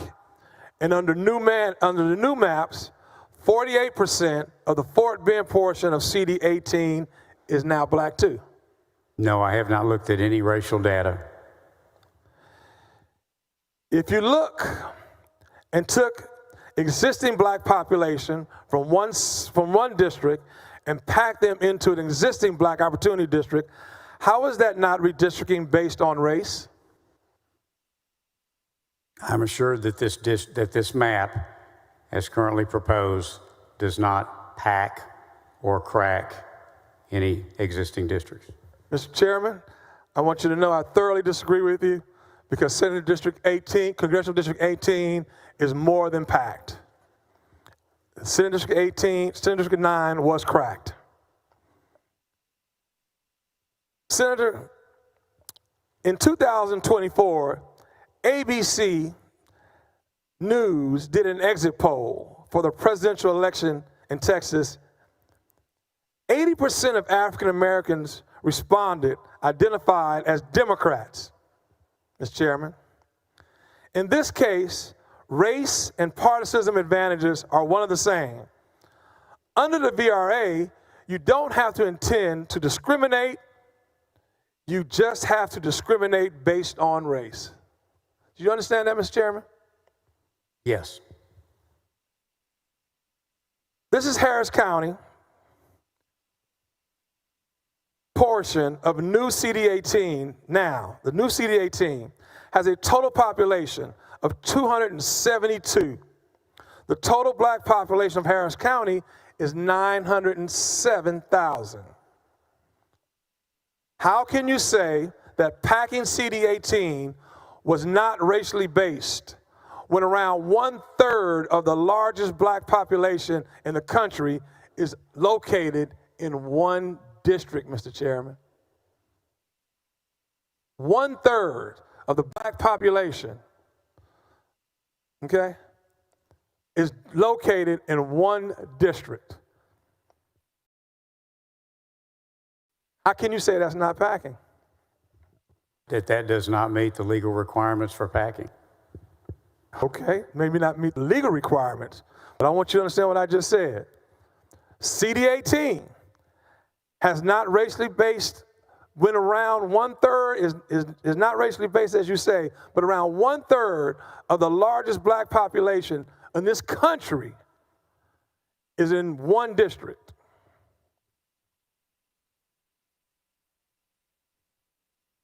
Just want you to know. As of the 2020 census, there were 3.5 million black people in all of Texas. There are 343,000 black people in the new CD18. That means almost 10% of the whole black population resides in 18. Mr. Chairman, do you believe that it's partisanship to place almost 10% of Texas' entire black population in one district? Do I believe that it's partisan? Do you think it's partisan? Yes, sir. Seems that your question is based on the assumption that there are not African American Republicans and that there are not Republican African American office holders and that Republican policies can't encourage or solicit Democrats to switch to Republican. Well, so I don't know how to answer that. How many Republicans are on this floor? Well, right now, I don't know. I 19? Go around the room count. There's 19 Republicans on this floor? If we're all here. Are there any blacks? Well, how many Republicans are on the House floor? Roughly. Roughly. 80? How many black Republicans on the House floor? 2? That's facts. Mr. President, Mr. Chairman, why was Anglo vape decreased by 4.7% while black percentages increased in CD18? I'm sorry, I haven't looked at the racial data, so I can't comment on that. Okay. Then why was Hispanic VPA decreased by 7.6 while the black percentage increased in CD18? And again, I haven't looked at any racial data. I can tell you why. Those questions, because they're packing. So it's obviously looks like you packed Senate District 18, Congressional District 18, but when you went the extra mile and took out the main economic driver for the district, like Bush Intercontinental Airport, what was the reasoning behind that, Mr. Chairman? Again, airports don't vote, people vote. It's obvious you packed our district, Congressional District 18. And not only did you pack the district, you took out one of our largest economic developers in Intercontinental Bush Airport. Please explain that to me, Mr. Chairman. I was trying to. And first off, airports obviously don't vote. People vote. People don't live at airports. Voters don't live at airports. Voters don't live at a factory. They don't live at a petroleum plant, as was mentioned earlier. I'm sure you manage your district the same way I do mine. Lockheed is a gigantic economic driver in Tarrant County. My district goes right up to the border of it, but I don't technically represent Lockheed. But I spend a lot of time trying to help and represent Lockheed, even though it's not in my district. And I just don't ever understand the logic when someone says, well, we took an airport out of this district. I don't understand how that affects things, because I know you, even though I'm assuming the airport's not in your district, if it's not, I know you still represent The airport's in Harris County because you represent Harris County. And so I can't answer that because I just have trouble following the logic of the assumptions that underlie the questions. I'm sorry. Mr. Chairman, you're right. Airports don't vote, but they are economic drivers. And it's pretty obvious to me that not only did you pack Congressional District 18, but you took our biggest economic driver out of it as well.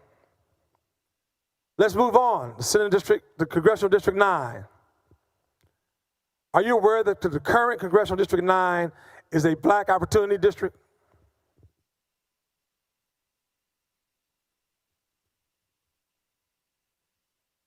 Mr. Chairman, simple question. Were you aware that our current Congressional District 9 was a black opportunity district? Yes or no? I have not looked at any racial data. So I can take that as a no? No, you can take it as a statement that I have not looked at any racial data. So you didn't know? I don't know the answer to the question. Sounds like you're saying you didn't know that it was.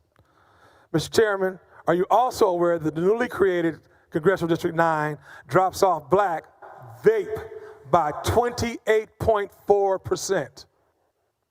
I haven't looked at any voting age population data, CVAP, if that's what you were referring to. Mr. Chairman, why did you decide to dismantle an existing black opportunity district? I did not. You did not? Because you didn't know it was, or you just did not? Because you did. You dismantled, Mr. Chairman, this bill, this map dismantles an existing black opportunity district. For the record. I can't answer a question like that unless I have examined racial data, and I have repeatedly said that I have not. So you don't believe what I'm saying to you, Mr. Chairman? No, what I'm saying is I don't know the answer to it. Okay. Because I haven't examined racial data, because I thought that was an inappropriate way to draw this redistricting map. That is, well, let me assure you, Mr. Draw, Chairman. I did not draw, but it's an inappropriate way to approach the redistricting process. Let me assure you of three things. CD 9 is a black opportunity district. CD 9's black vape dropped by 28%. And CD 9 in this new map will be dismantled. The black opportunity district will be dismantled, Mr. Chairman. Let me assure you of that. Finally, I want to end talking about public participation. I'm sorry. Throughout this whole process, Chairman, you have stressed public participation. Every time I wanted more people to testify in committee, you pointed out to the email submission portal. Let's take a look at the numbers out of that email submission portal that you kept speaking of. Chairman King, are you aware that we received emails into our portal submission system? I'm sure you are, because you talked about it quite a bit. Yes. I had my team look up the samples of how many. The samples of how many went into the portal were 3,800 submissions, emails. Would you kind of confirm that number is that about the same number you're thinking of? Sounds about right. Sounds about right. Mr. Chairman, out of that 3,800 into that portal, do you have any idea how many were in support of this redistricting map? I haven't run the numbers. I can tell you anecdotally most were opposed. How many? I can tell you anecdotally, I haven't added it up, but anecdotally, the majority were opposed. Were opposed, the majority. Well, let me tell you the right number. 44 people out of 3,821 that entered into that portal. There were only 44, not 4,400, 44 people were in support of this redistricting map. there were 3,739 against this map, Mr. Chairman. That means that 97.8% of the portal submissions from an average Texans against redistricting, and only 2.2% are for it. Maybe I'm going to repeat that for all of my colleagues in this body. 2.2% of Texans that responded in the Texas portal were in support of this redistricting bill. We're elected to represent the will of the people. The people have obviously spoken. Then damn it, why are we passing this bill? If only 2.2% of Texans supported it.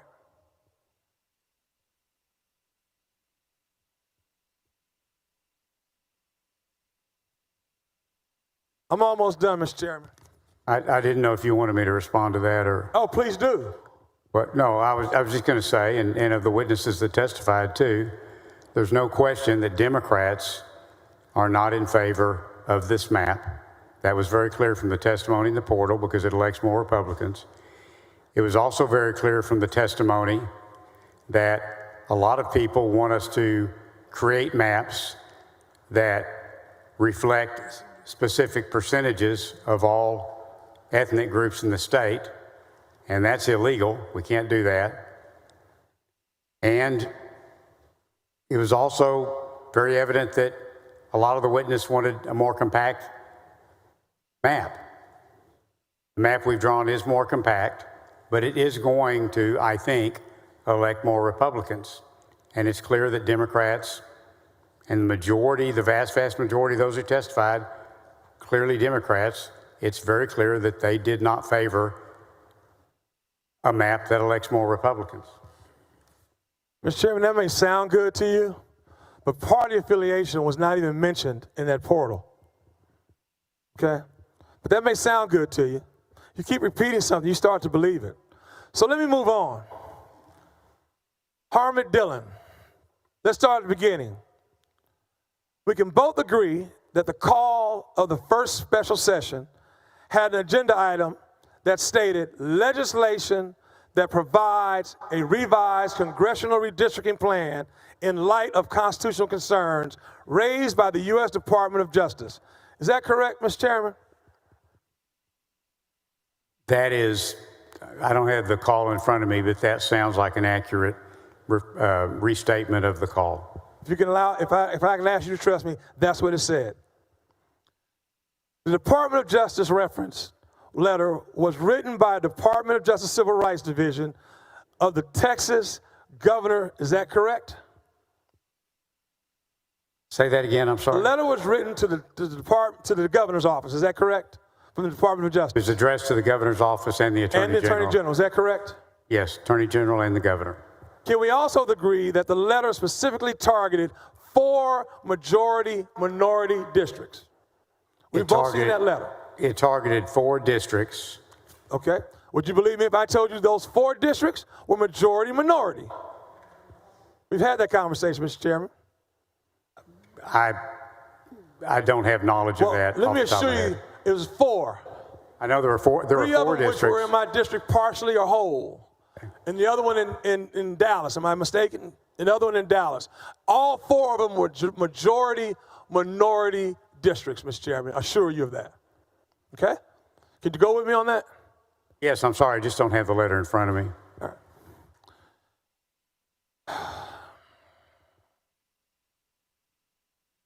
Can you tell me who the letter was written by, Mr. Chairman?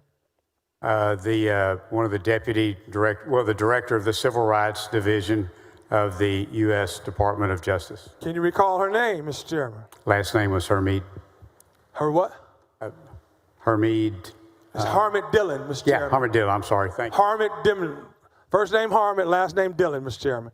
Will you agree with me on that? Yes. Do you know anything about Harmon Dillon, Mr. Chairman? No, not really. Not really? Mr. Chairman, would it surprise you if I tell you that Harmon Dillon strongly oppose the John R. Lewis Voting Rights Advance Act, which will restore Voting Rights Acts to its full power, and that she penned an op-ed for Fox News, Mr. Chairman, in which she called the bill a power grab. And if you allow me to quote her, Mr. Chairman, I'll come right back with a question for you. Her quote, "All Americans, particularly Republicans in Congress, need to recognize H.R. 4 for the unnecessary power grab it truly is, and not be fooled by false propaganda about voting rights."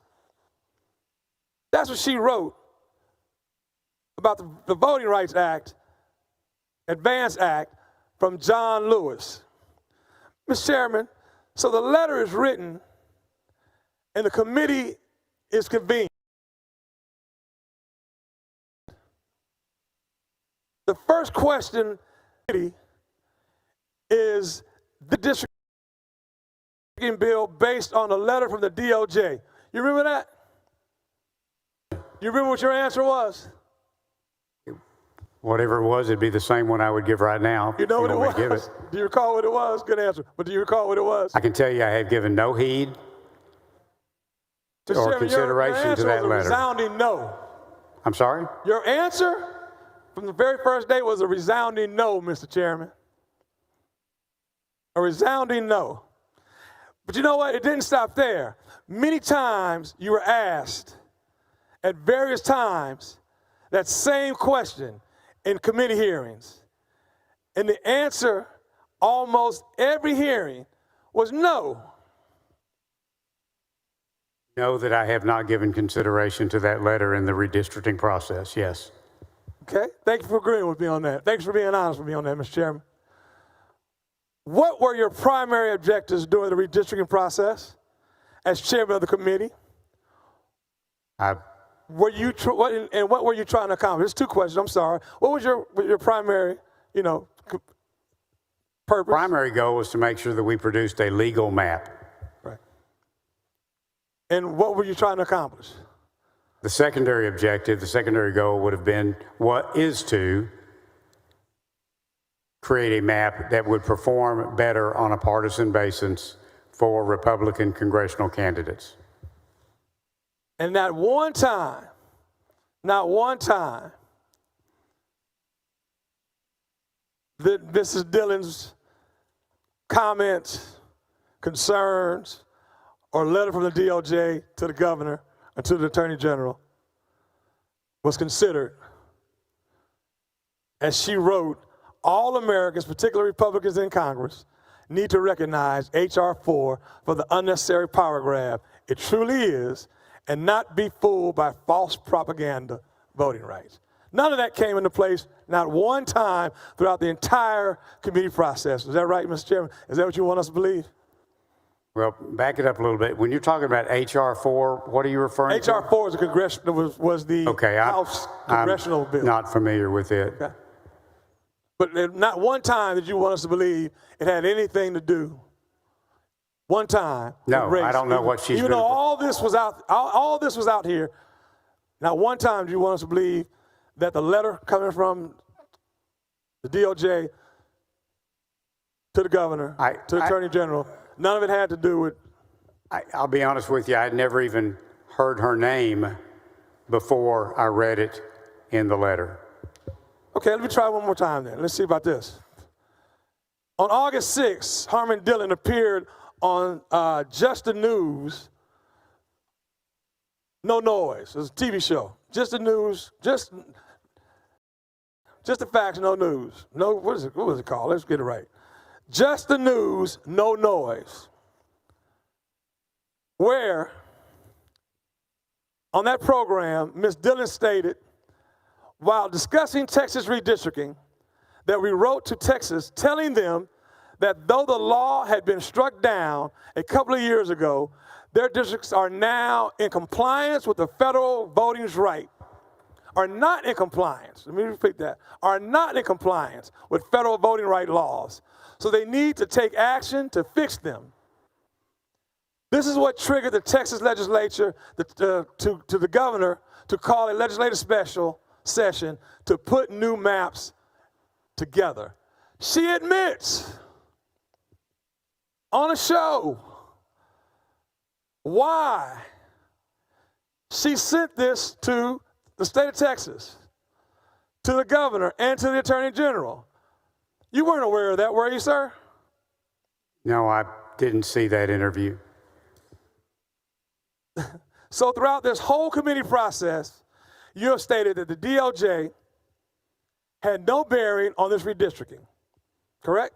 It has had no bearing on my, on me personally, no, none whatsoever. Okay. But recently, you and Chairman Hunter have pivoted to stating that it's all about partisan advantage. Is that correct, Mr. Chairman? It's all about partisan advantage now, right? My objective in this map was to create a map to perform better for Republican congressional candidates. It's an advantage. We agree? It would perform better. I like the words perform better for Republican partisan yes. advantage. Yet here we have Harmony Dillon, who already has an open problem with minority voting, who already has an open problem with minority voting, who wrote a letter targeting majority minority districts, taking credit for the redistricting process. She did it for our redistricting process, Mr. Chairman, Senator, right here in Texas. Senator, I'm sorry, I couldn't pick her out of a lineup. I haven't met her, I haven't talked to her. I understand. I never saw her name before I saw the letter. I've disregarded the letter because it wasn't addressed to the legislature. I understand. I don't know what else to say about it. I understand. And I'm closing. Her explanation regarding the need for redistricting is literally based on race. I'm going to repeat that. Her explanation regarding the need for redistricting in Texas is literally based on race. Further, those very districts were either redrawn or completely dismantled. Your explanation is based on partisan advantage. Somebody's not telling the truth. I'm not going to say who it is. I don't know who it is, but it's obvious somebody's not telling the truth. Are you also aware that the agenda items related to redistricting in the proclamation for the second call, Mr. Chairman, the second special session got rid of the reference to the DOJ letter? Let me say that again so my colleagues can understand, Royce. The second call letter, it got rid of the DOJ letter. It was nowhere in the picture. Is that just a coincidence, Mr. Chairman? I honestly hadn't noticed that until now. I haven't read the second call. I just knew that congressional redistricting had been placed on it, and once it's placed on it, it's a very general topic for the Senate. I close with this. I find it very interesting. There's a lot of coincidences going on here that we said from the very first day. That when you and Chairman Hunter start calling this, a partisan advantage move, and then in the second call, the special second call, it didn't make reference to the DOJ letter.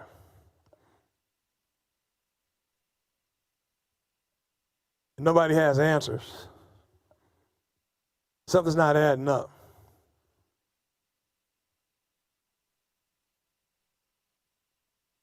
I coined the phrase rigged districting throughout this process. This whole process is a sham. This whole process is a farce. And it will forever be called rigged districting. Thank you, members. Thank you, Mr. President.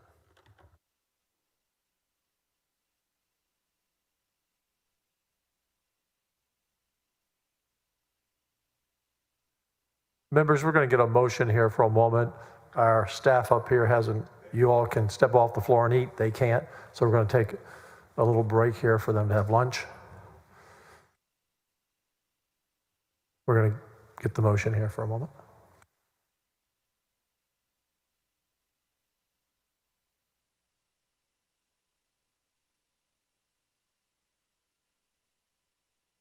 Chair recognizes the Dean of the Senate.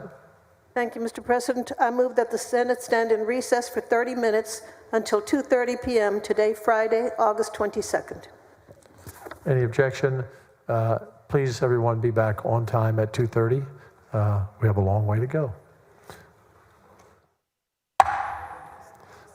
Senate stands at recess until 2:30.